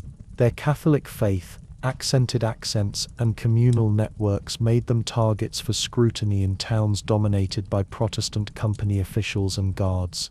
Even those uninvolved in any violent activity could find themselves implicated simply through association or rumor. The weight of guilt by proximity added tension to the everyday life of the towns, creating fractures within the mining communities and deepening the sense of unease. Families lived with a dual awareness: the need to survive economically while maintaining caution against accusations that could result in imprisonment or execution.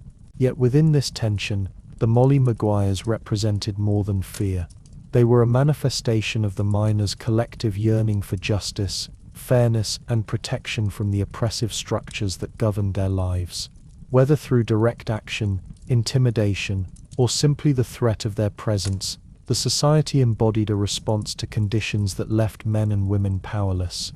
In a landscape dominated by company stores, scrip, dangerous shafts, and grueling work, the Maguires became a shadowed symbol of agency, a reminder that, even in the darkest tunnels and under the heaviest burdens, resistance could emerge.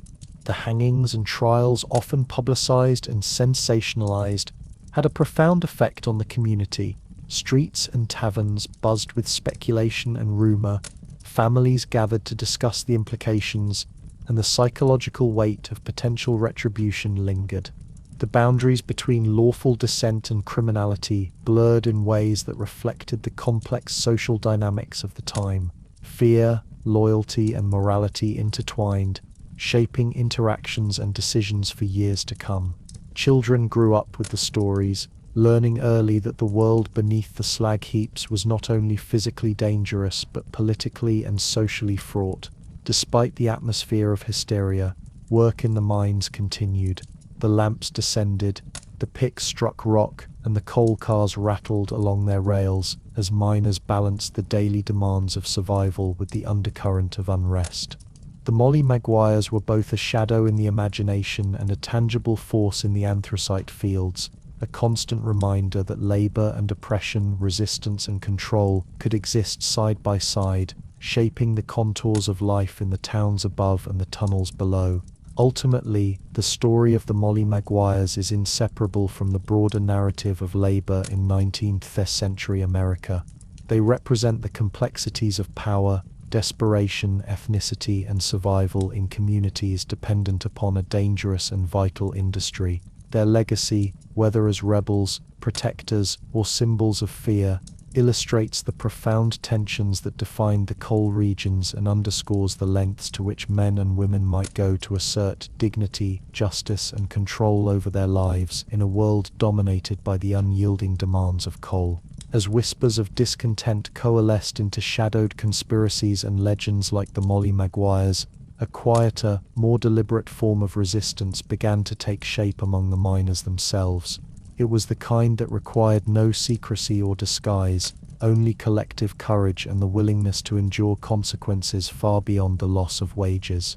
The first organized strikes emerged not as sudden revolts but as measured assertions of the miners' right to basic dignity, fair pay, safer working conditions, and relief from the unending cycle of debt and dependence that defined life in the anthracite towns. These strikes were not instantaneous uprisings but gradual, cautious movements, each action weighed against the knowledge that company retaliation could be swift and merciless. The process began quietly. Miners conferred in small gatherings, often in taverns, barns, or the corners of homes, carefully ensuring that conversations could not be overheard by foremen, company agents, or informers. The grievances were both universal and immediate: insufficient wages, unsafe working conditions, oppressive scrip-based economies, and the constant specter of injury or death. Each man understood that a strike was more than a withdrawal from labor.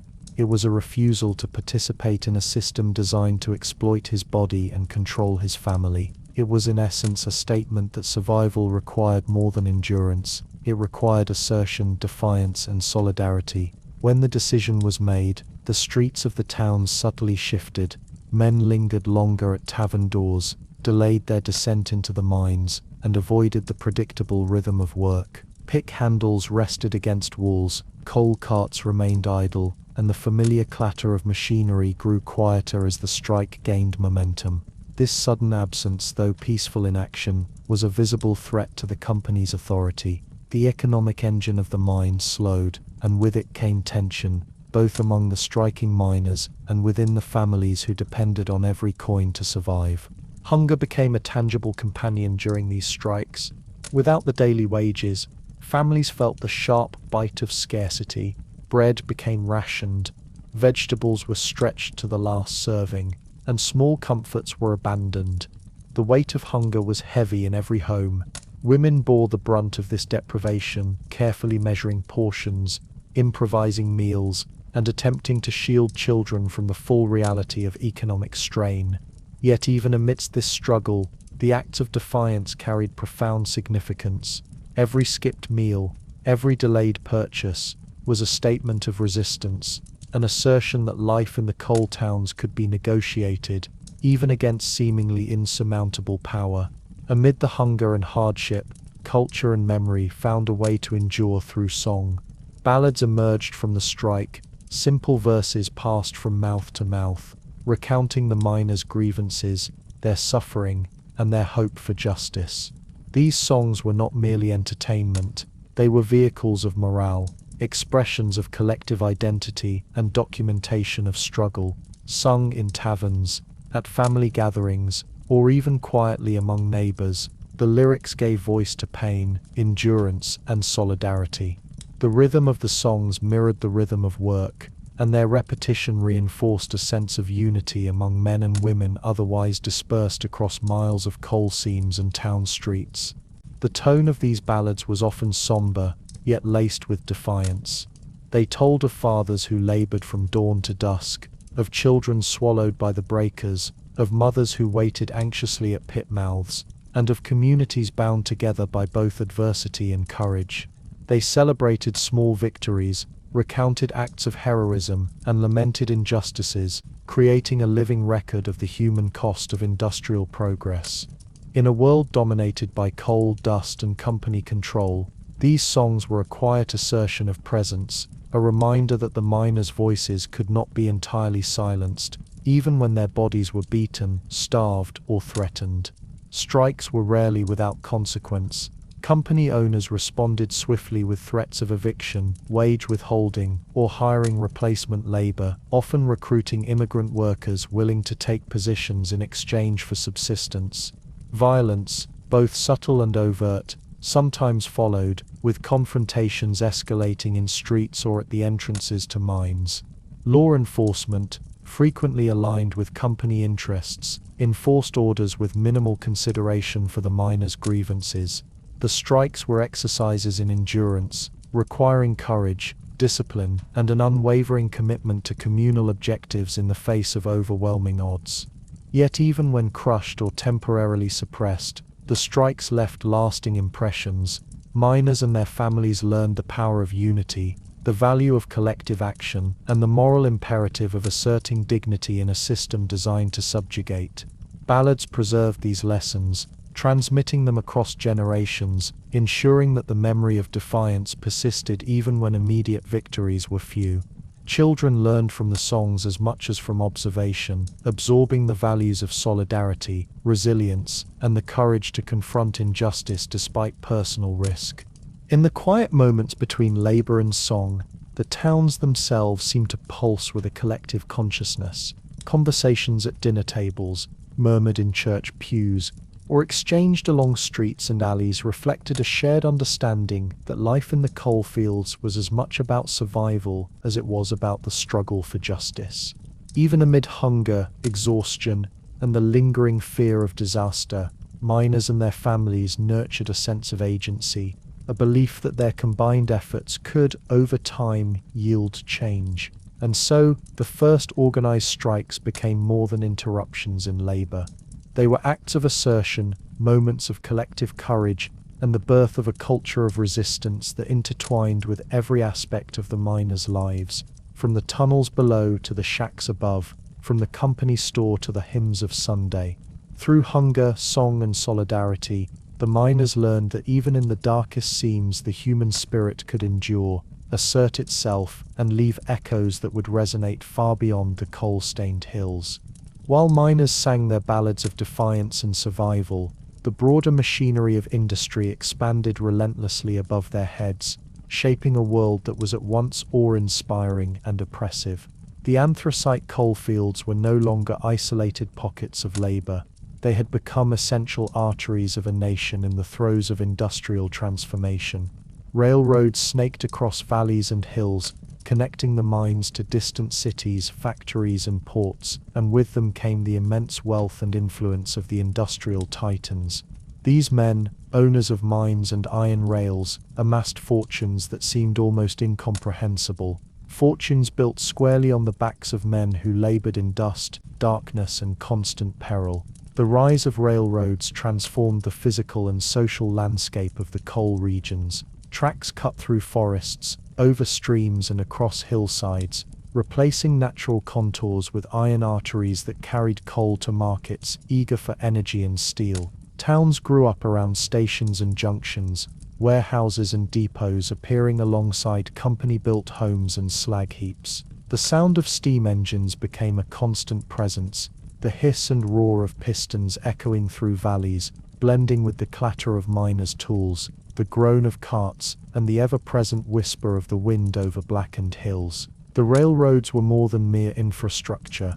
They were symbols of industrial power, tangible evidence that the coal beneath the miners' feet was part of a vast and profitable enterprise that extended far beyond the town's boundaries. The men who controlled this empire of iron and coal wielded power with both efficiency and ruthlessness. They dictated prices, controlled employment, set wages, and maintained authority through the intertwined networks of mines, railroads, and company towns. Decisions made in lavish offices or private clubs hundreds of miles away had immediate and often devastating consequences for miners and their families. Delays in shipment could mean layoffs. Economic downturns could force wage reductions.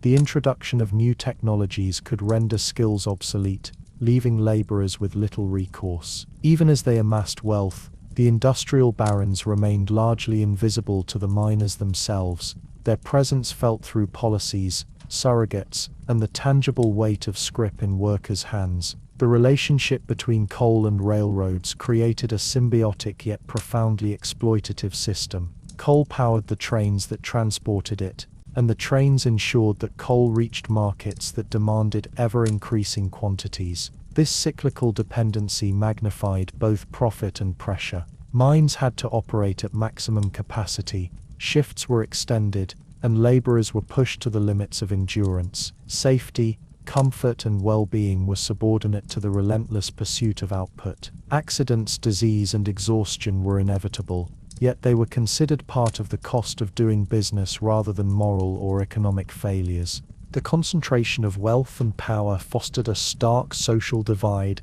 While the industrialists occupied grand homes in cities, traveled by private rail cars, and conducted business in opulent offices, miners and their families lived in cramped, dust-coated shacks, their days measured in hours of physical toil rather than hours of decision-making or leisure. Children labored in breakers and tunnels, women washed coal-stained clothes, and men endured the ever-present threats of fire, flood, and collapse, all to feed an economic machine from which they derived only the barest sustenance.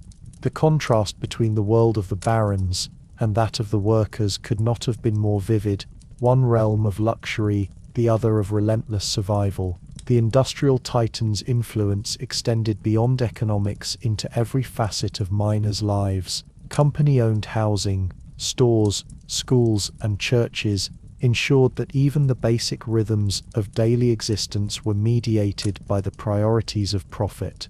Labor organizing, while slowly emerging, was closely monitored, and any hint of collective bargaining or protest was met with immediate surveillance, intimidation, or termination. The railroad and coal magnates controlled not only physical resources, but also social, legal, and moral authority, crafting a system in which independence was nearly impossible and dependence absolute. Technological advancements, while increasing efficiency, also increased the miners' vulnerability. Steam-powered drills, conveyor systems, and mechanized hoists allowed coal to be extracted at unprecedented rates, yet these machines amplified risk. Accidents became more frequent, injuries more severe, and the pace of work relentless. The human body, already taxed by underground labor, was pressed into service alongside iron and machinery, its endurance and suffering measured in both productivity and loss. The industrialists' drive for expansion left little room for compassion, only for the continuous accumulation of coal, iron, and wealth. The invisible empire of iron and coal shaped towns in ways both visible and subtle. Forests were cleared, streams redirected, and hills scarred by mining operations and rail embankments. The rhythm of life in the towns was dictated by train schedules and mine shifts, the flow of coal determining when men descended into tunnels, when women labored above, and when children were sent to the breakers or schools. Even leisure, religious observance, and social gatherings were influenced by the demands of industry as families adjusted their lives to the pulse of production. Yet, amid this immense control, human resilience persisted. Miners continued to find solidarity in strikes, whispers of unionization, and the quiet maintenance of community life. Women nurtured children and households, creating havens of relative stability in towns dominated by dust, smoke, and corporate oversight. Families endured, adapted, and resisted in subtle ways, preserving culture, faith, and the memory of collective action despite the overwhelming presence of industrial power. Through the railroads and the mines, fortunes were made and empires rose, but the cost was etched in blackened hands, diseased lungs, scarred bodies, and the lives of countless families. The invisible empire of iron and coal was both awe-inspiring and oppressive, a testament to human ingenuity and greed intertwined. Its growth illuminated the profound disparity between wealth and labor, between the distant titans and the men who descended daily into darkness, and between the machinery of progress and the fragile lives upon which it depended.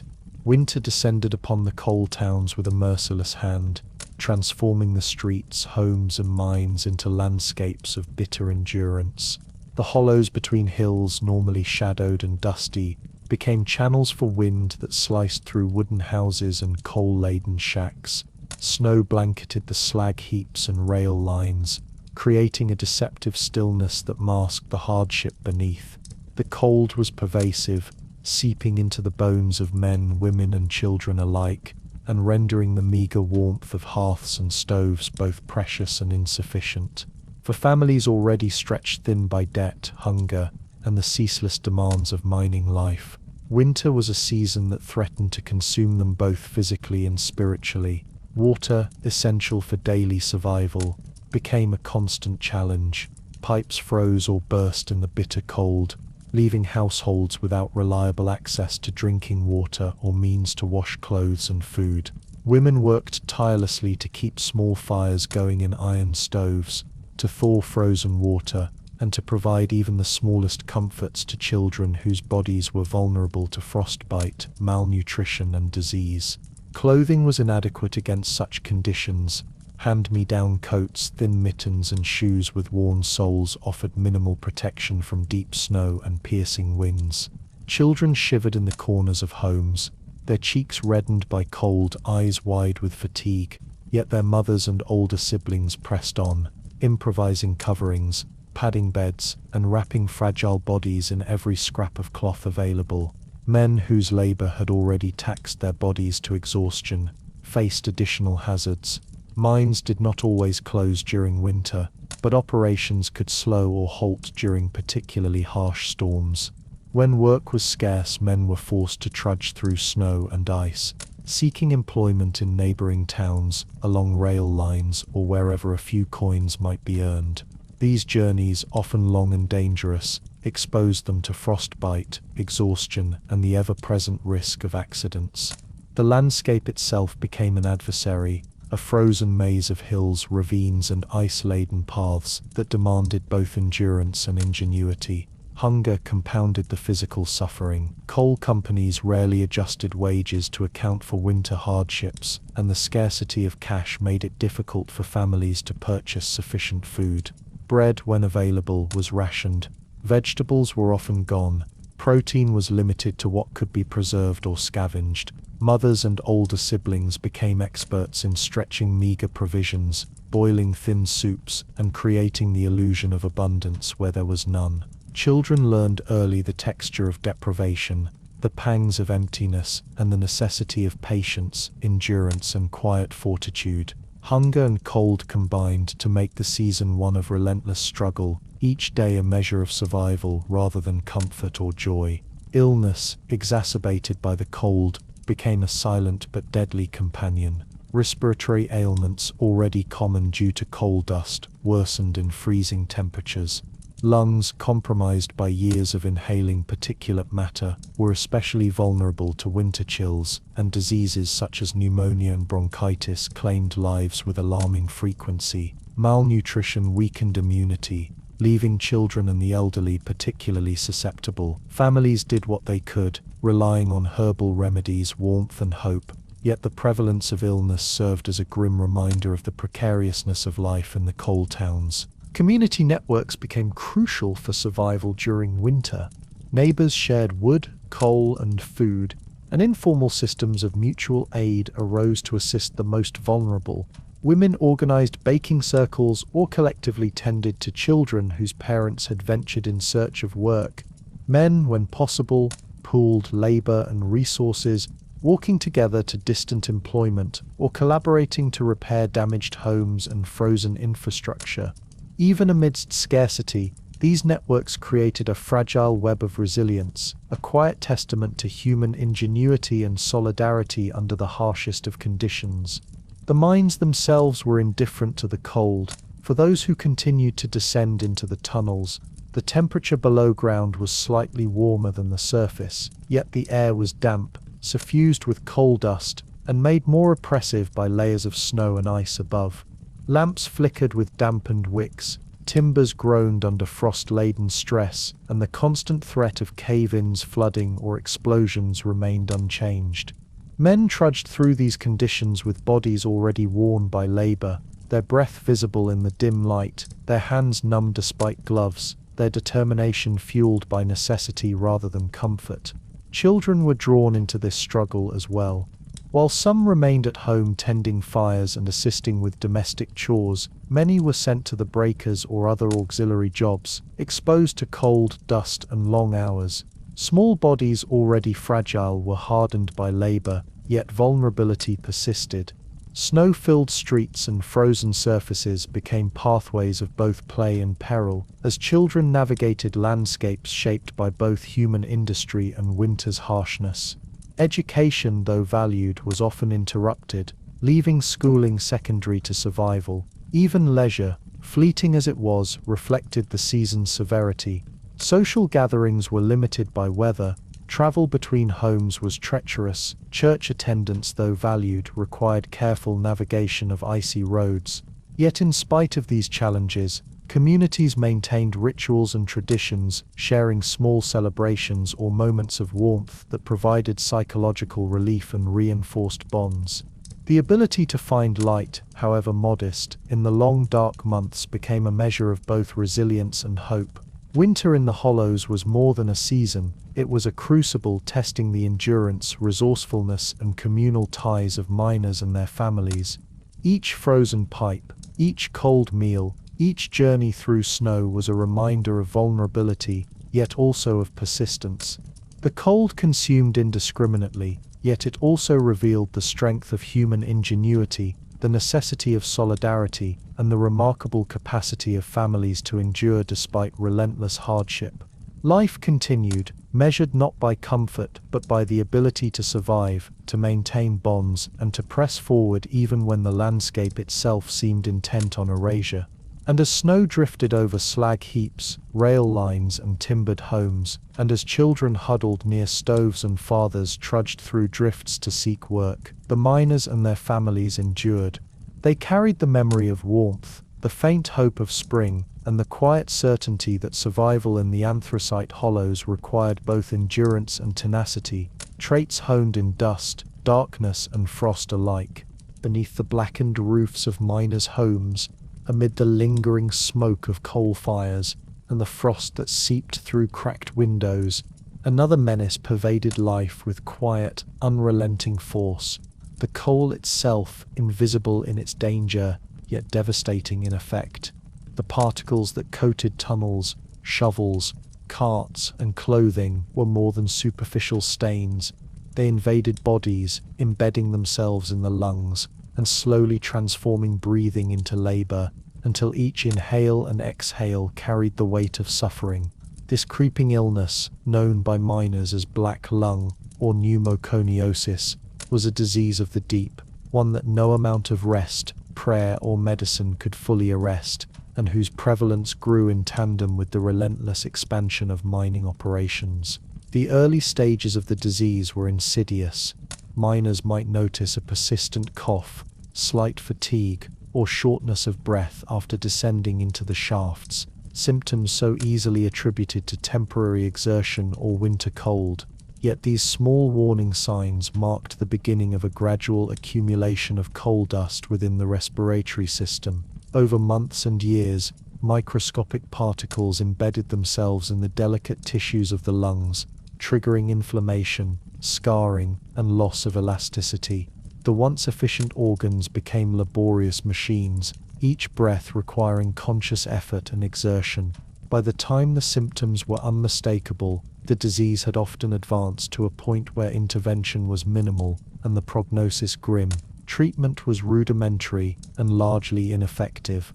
Physicians of the time had little understanding of occupational lung disease, and remedies were often limited to palliative measures, warm teas, herbal concoctions, or tonics that promised relief, but did little to halt progression.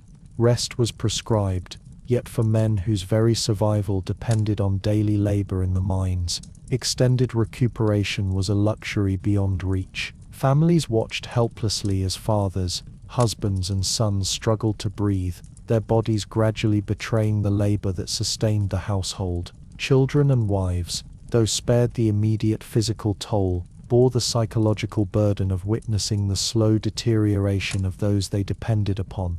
The disease was relentless, manifesting not only in the lungs, but in the body's overall vitality. Miners grew thinner, their muscles wasting from a combination of physical exertion, malnutrition, and compromised oxygenation. Skin, once resilient against the elements, became pale and drawn. Simple tasks such as climbing ladders, carrying coal, or walking across uneven terrain transformed into monumental challenges. Each day, underground accelerated the disease, each inhale laden with fine coal dust, a reminder of the inescapable nature of their work and the vulnerability of the human body to industrial conditions. Black lung's effects extended beyond the individual, reaching into the fabric of the family and the community. Women undertook greater responsibilities, not only managing households and children, but also compensating for men's diminished capacities. Sons were sent earlier into the mines or auxiliary labor,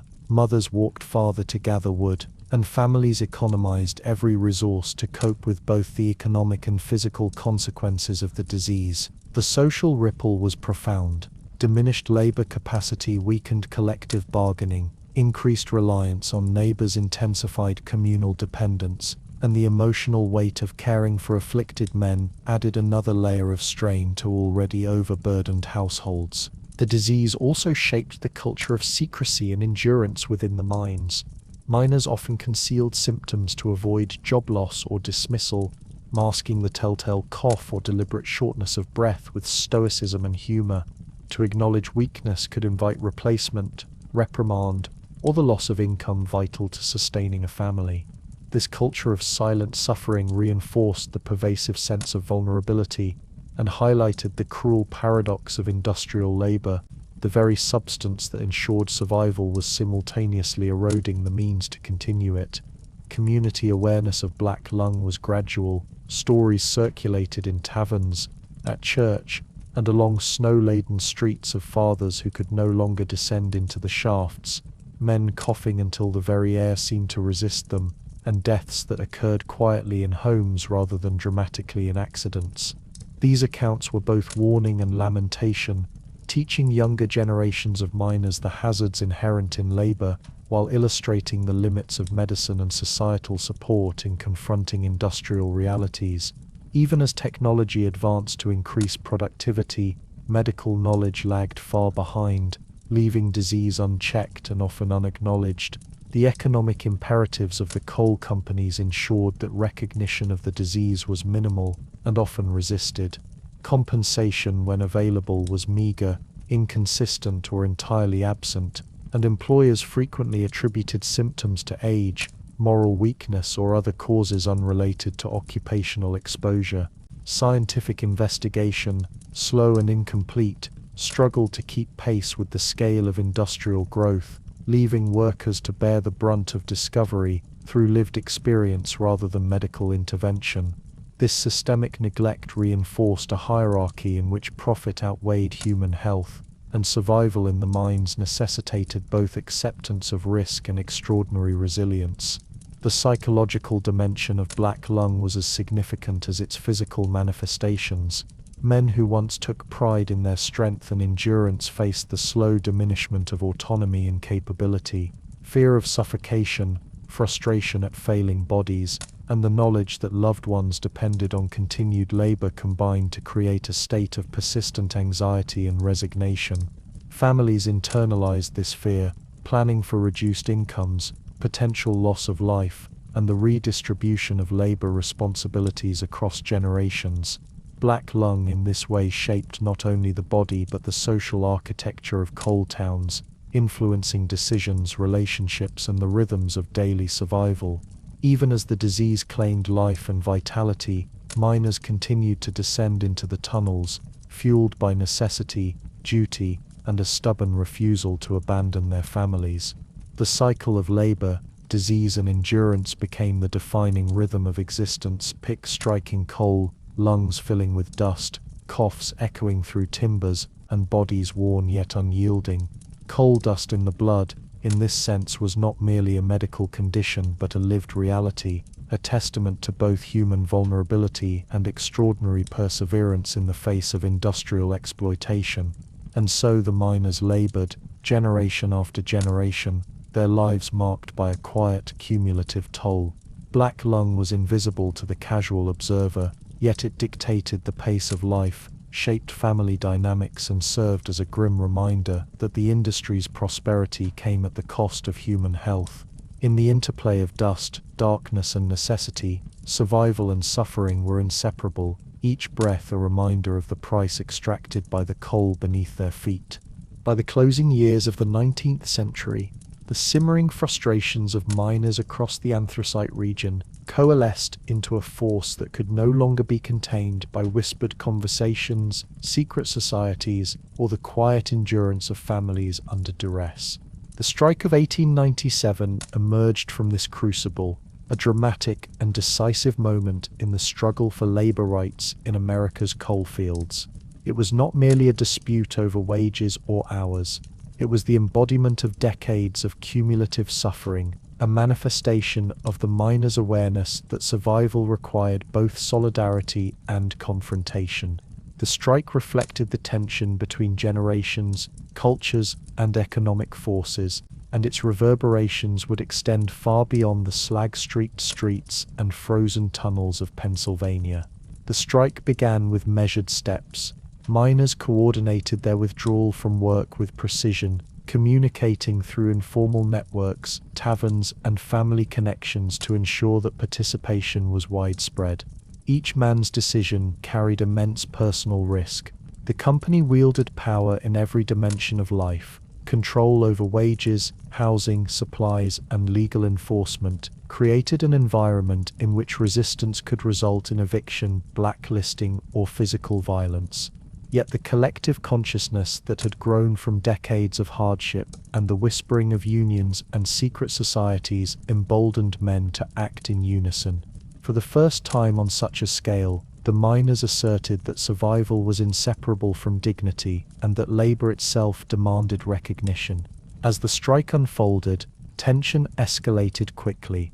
Coal companies responded with a combination of intimidation and force, hiring private guards and enlisting local police to maintain operations and suppress dissent. Streets that had once been the quiet arteries of daily life became stages for confrontation.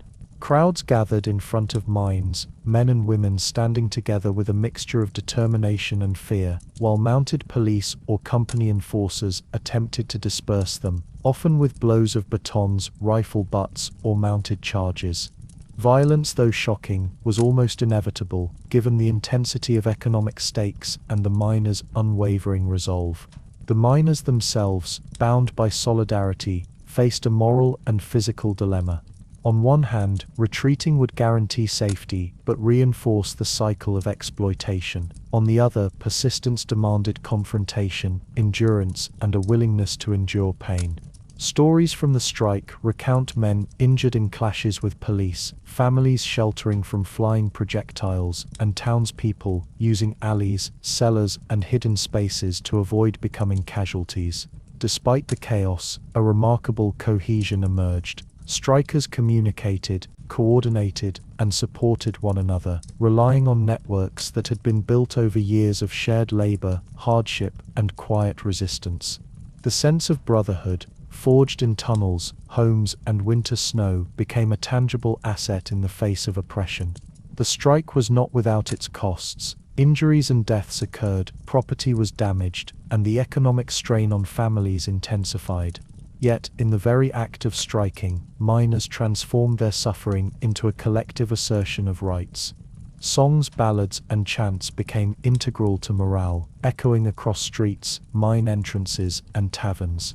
These anthems of labor communicated grievance, hope, and shared memory, reinforcing both identity and purpose.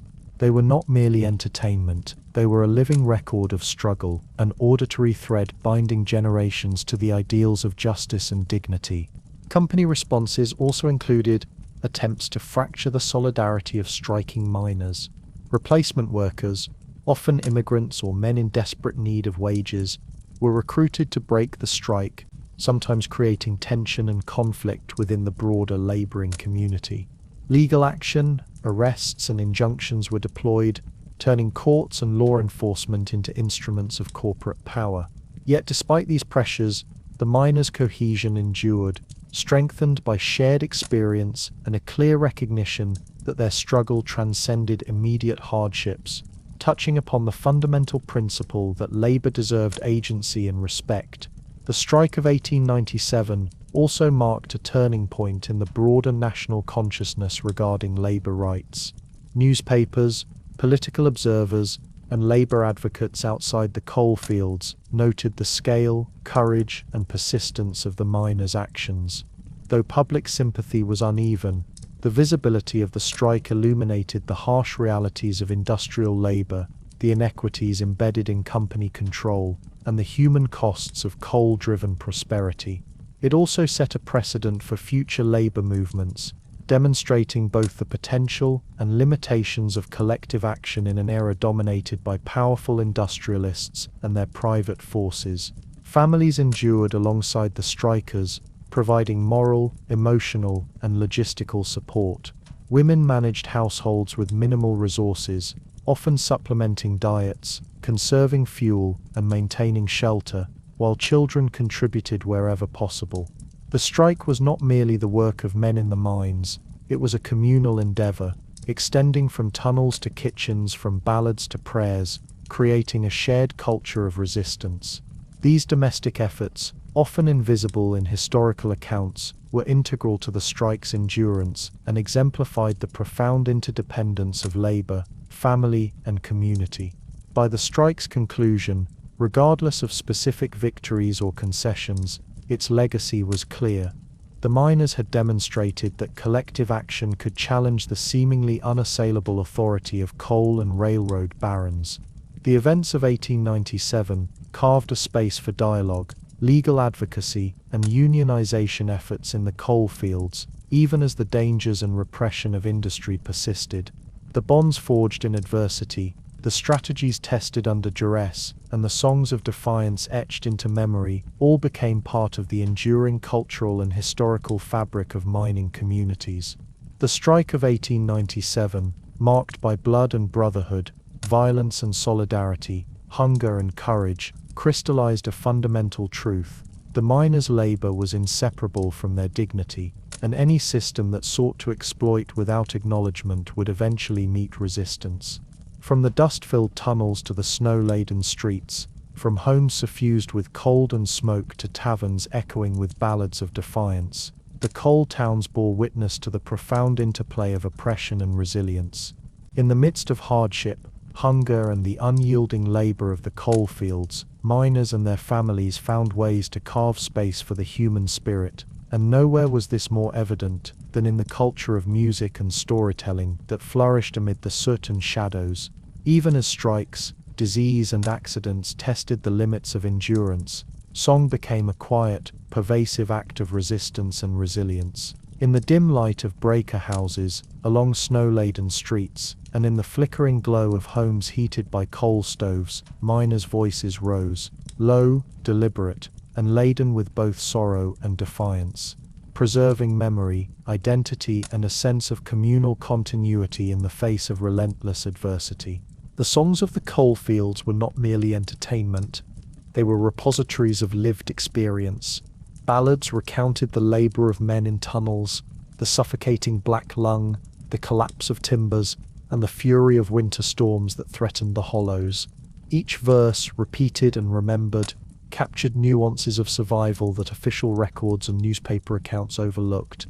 These songs chronicled generations, carrying the names of families, the history of strikes, and the myths of secret societies like the Maguires, embedding in melody the narrative of human endurance against both natural and industrial forces. Storytelling, too, became a central cultural practice. Miners gathered after long shifts, huddled around flickering lamps or in the warmth of communal taverns, and recounted events with careful cadence, transforming trauma into narrative. The collapse of a mine, the sudden death of a co-worker, or a narrow escape from fire or flood were retold, not simply for their dramatic effect but to make sense of suffering and reinforce shared knowledge of danger. These stories served both as cautionary lessons and as affirmations of resilience, transmitting practical wisdom about survival while simultaneously strengthening bonds within the mining community. The communal nature of music and narrative also nurtured solidarity. In the breakers, songs were sung quietly, a soft chorus blending with the rhythm of coal sorting, the scrape of carts, and the sigh of dust-laden air. Each voice contributed to a collective identity, a subtle assertion that though individually vulnerable, miners were bound together by shared labor, risk, and memory. These cultural practices created psychological space amid physical hardship, moments where sorrow could be expressed, hope could be nurtured, and the monotony of toil could be transformed into something resonant, even beautiful. Children, too, absorbed this culture of survival.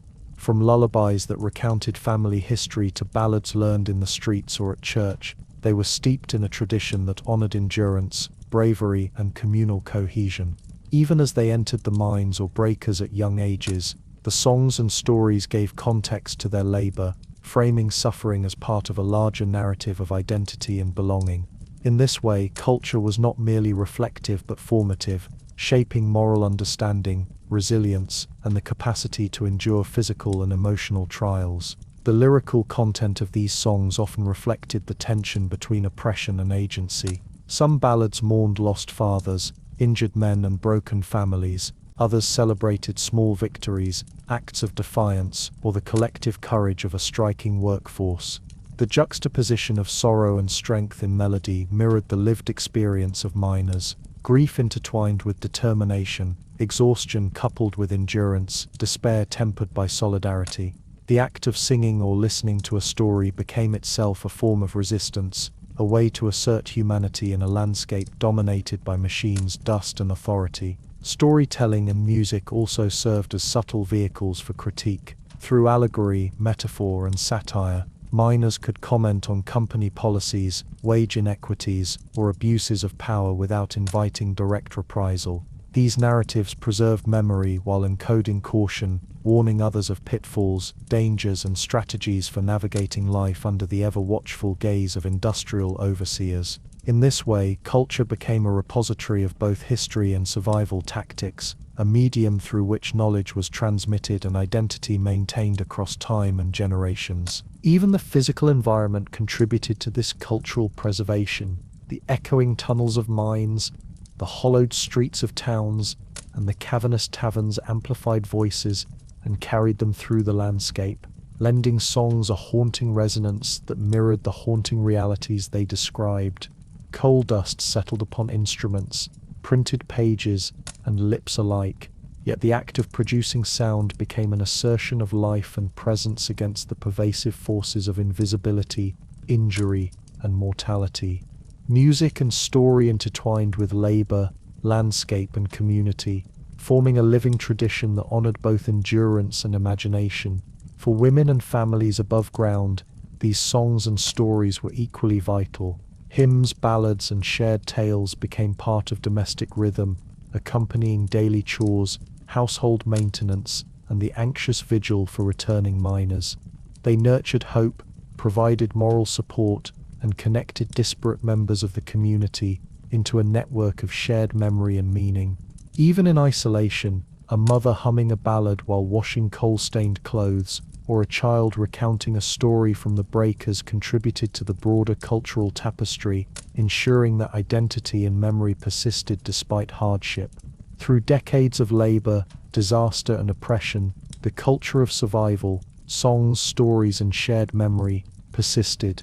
It was an intangible yet resilient structure, threading together lives across families, generations, and towns. Each verse, each tale, and each remembered line became a testament to human endurance, a way to assert identity when the material world seemed designed to diminish it. Miners carved identity through sorrow and song, transforming suffering into rhythm, trauma into narrative, and endurance into a cultural legacy that outlived both individuals and industrial empires. And so, even as coal dust settled on hair, lungs, and homes, the voices of the miners rose above the darkness. They carried sorrow and strength, despair and hope, memory and identity, binding communities together in an intricate web of cultural survival. In a world defined by danger, exploitation, and the relentless extraction of labor, the songs from the shafts ensured that human spirit, voice, and story endured, quietly asserting that life, dignity, and memory could not be mined or extinguished. As the 20th century crept forward, bringing with it the promises of efficiency and progress, the very foundations of life in the coal fields began to shift in ways both subtle and devastating. Mechanization entered the mines with a quiet inevitability, first in the form of steam-powered drills, conveyors, and mechanical loaders, and then in larger, more comprehensive systems capable of extracting coal at unprecedented rates. For generations of miners who had learned their craft in darkness, with hands scarred by rock and lungs thick with dust, the new machines were both marvels and threats. They heralded a future of increased productivity, yet they also signaled the obsolescence of skilled labor, the disposability of men whose endurance had once been the lifeblood of industry. The impact of mechanization was immediate and profound. Work that had required dozens of men toiling in dangerous tunnels could now be accomplished by a fraction of that number. Traditional tasks, once central to the identity of the miner, were now performed by iron and steam, leaving seasoned workers redundant. Those who had spent decades mastering the rhythms of underground labor found themselves edged out, their knowledge rendered secondary to the relentless efficiency of machines. The sense of purpose and pride that had defined life in the coal towns was eroded, replaced by uncertainty, frustration, and the sting of invisibility. Shanty towns, once throbbing with the sounds of labor, human voices, and the small joys of communal life, began to fall silent. Rows of soot-stained houses stood empty, windows reflecting the dim light of overcast skies, chimneys cold, and hearths abandoned. Families who had clung together through winter, strikes, and disease were forced to move in search of work, scattering communities that had been bound together by decades of shared labor and culture. Streets that had echoed with children's laughter, the shuffle of boots on snow, and the murmur of ballads now carried only wind and the distant hiss of steam engines moving coal more efficiently than ever before. The emotional toll of mechanization was nearly as severe as the economic. Men who had once been pillars of their households and communities experienced a profound loss of identity, the daily rhythm that had given structure and meaning to their lives.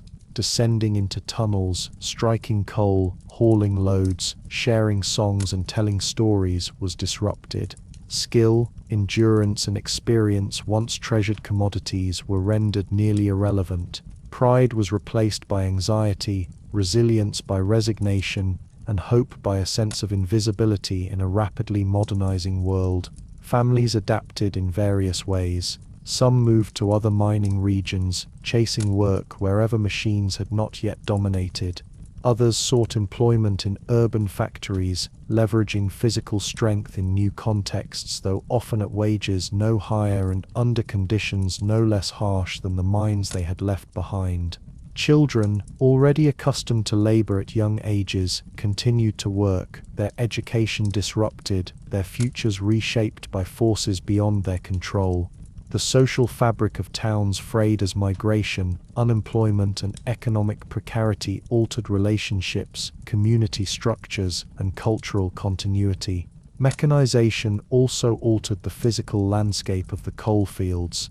Mines became quieter in human terms, though machines roared with mechanical life. Conveyor belts replaced the shuffle of coal carts, drills cut into seams with relentless precision, and once bustling breakers operated with fewer hands. Forests that had been cleared for human habitation now bore the marks of industrial expansion, slag heaps grew in scale, and rail lines extended further, emphasizing the industrial imperative over human need. Even as production increased, the presence of people, of families, children, and the rich tapestry of life that had defined mining towns, diminished. The psychological impact extended beyond individual men and families. Communities that had relied on human skill, shared labor, and cultural practices like song and storytelling now faced an existential uncertainty.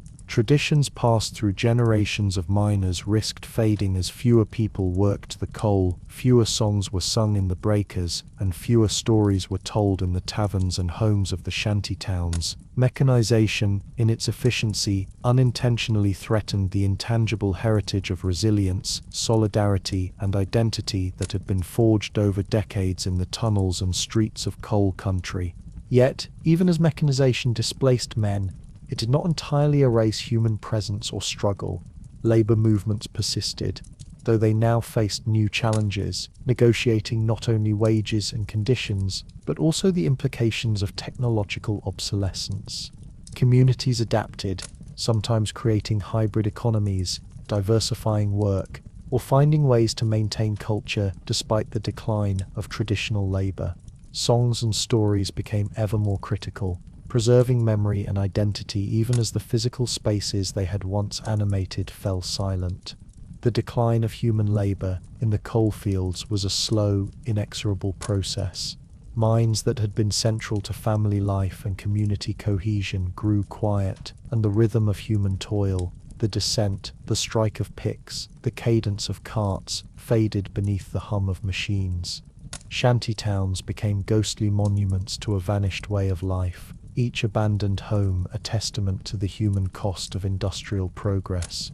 The miners who had defined the culture, resilience, and identity of these towns were gradually supplanted by the very technology they had once served to feed, leaving behind a landscape marked by silence, memory, and the enduring echo of human perseverance. And so, the world of the coal towns shifted from human labor to mechanical precision, from communal struggle to industrial efficiency, from warmth and song to steel and noise.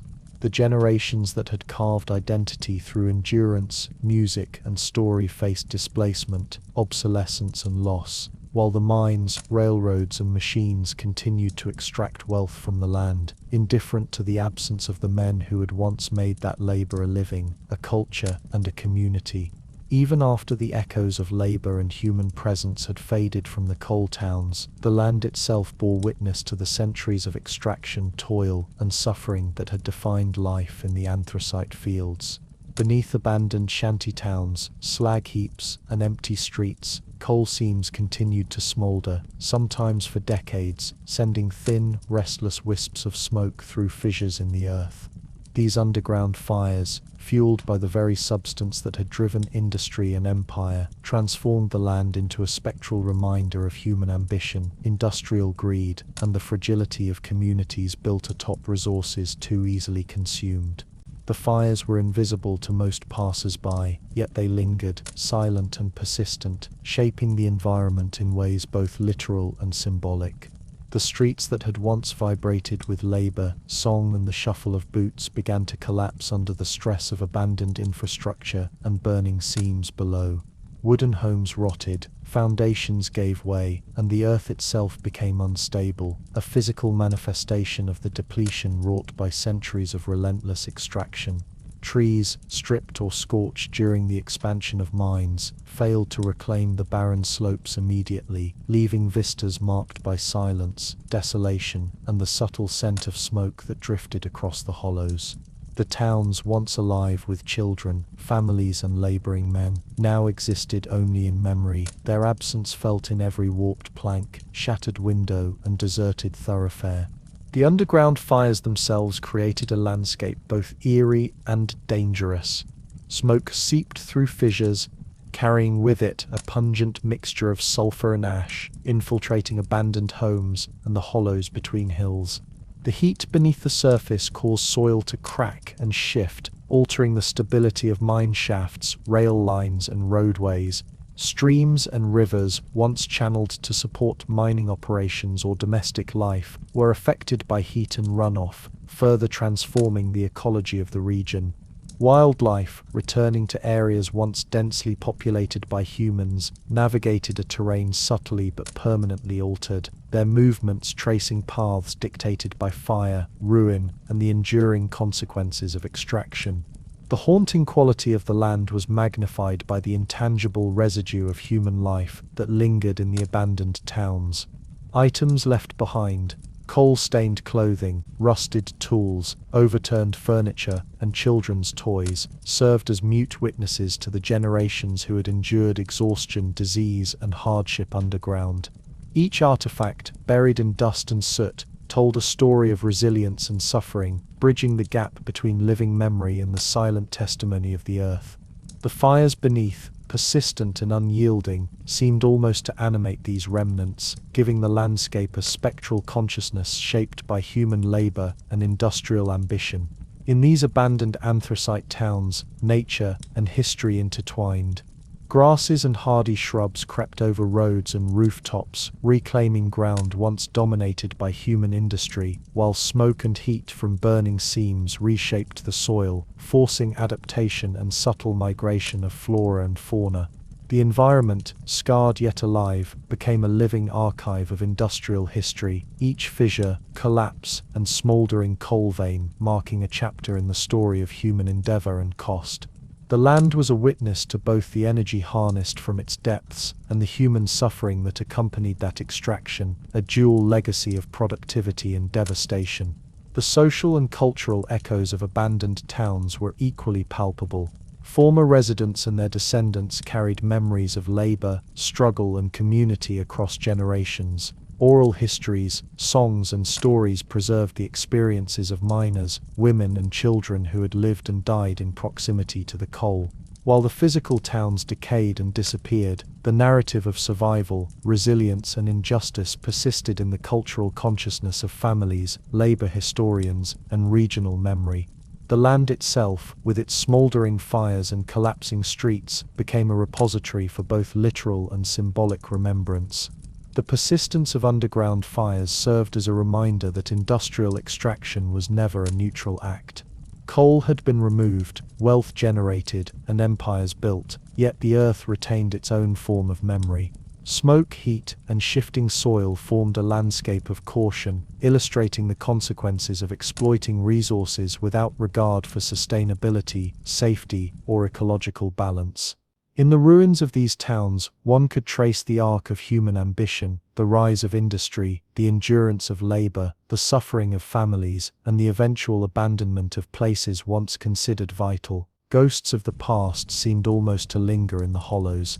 When wind passed through empty streets, or through the fissures of smoldering coal seams, it carried echoes of song, laughter, coughs, and labor, traces of lives lived in the grip of necessity and survival. The haunting quality was intensified by the contrast between the vibrancy of the towns in their heyday and the stark silence of abandonment. Coal fires burned beneath the ground like a reminder that even when human presence recedes, the consequences of labor, exploitation, and industrial ambition endure, shaping both environment and memory. Thus, the land of the anthracite fields became more than geography. It was a palimpsest of human history, labor, and endurance. The streets, buildings, and underground fires bore witness to generations of miners, families, and communities whose lives had been intertwined with the extraction of black gold. Each collapsing home, each plume of smoke, each scarred hillside was part of a narrative in which human ambition, suffering, and resilience were inseparable.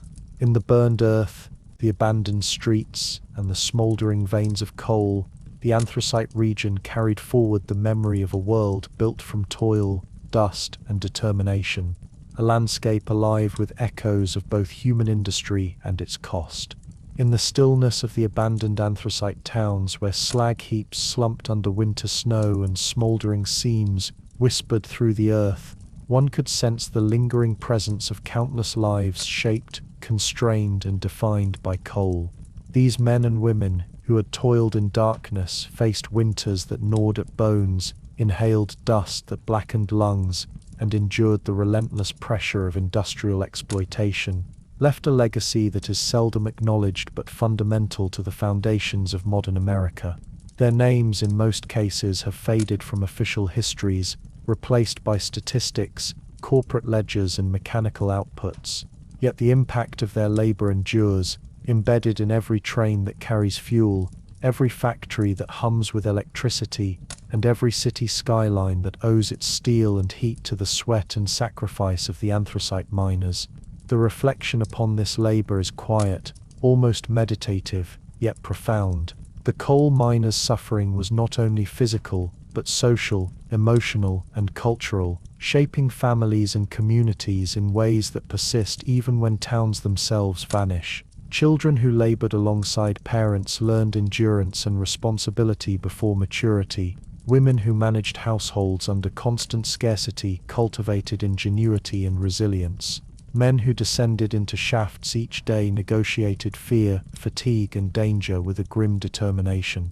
Their collective experience forged a culture of survival, solidarity, and memory, even when the physical spaces of life, homes, schools, churches, streets, were claimed by decay, fire, or time. The cities and machines that followed these early miners owe their growth to the extraction of black gold, the coal that fueled railroads, powered steam engines, and heated factories. Yet the human cost behind this progress is often invisible. Lungs destroyed by dust, families impoverished by scrip and company stores, communities fractured by mechanization, and lives shortened by disease, accidents, and exhaustion. Each brick in a factory, each beam in a bridge, and each spark of industrial light carries within it traces of this labor that, while largely forgotten in popular memory, is foundational to the nation's development. Even as mechanization and industrial progress rendered many miners obsolete,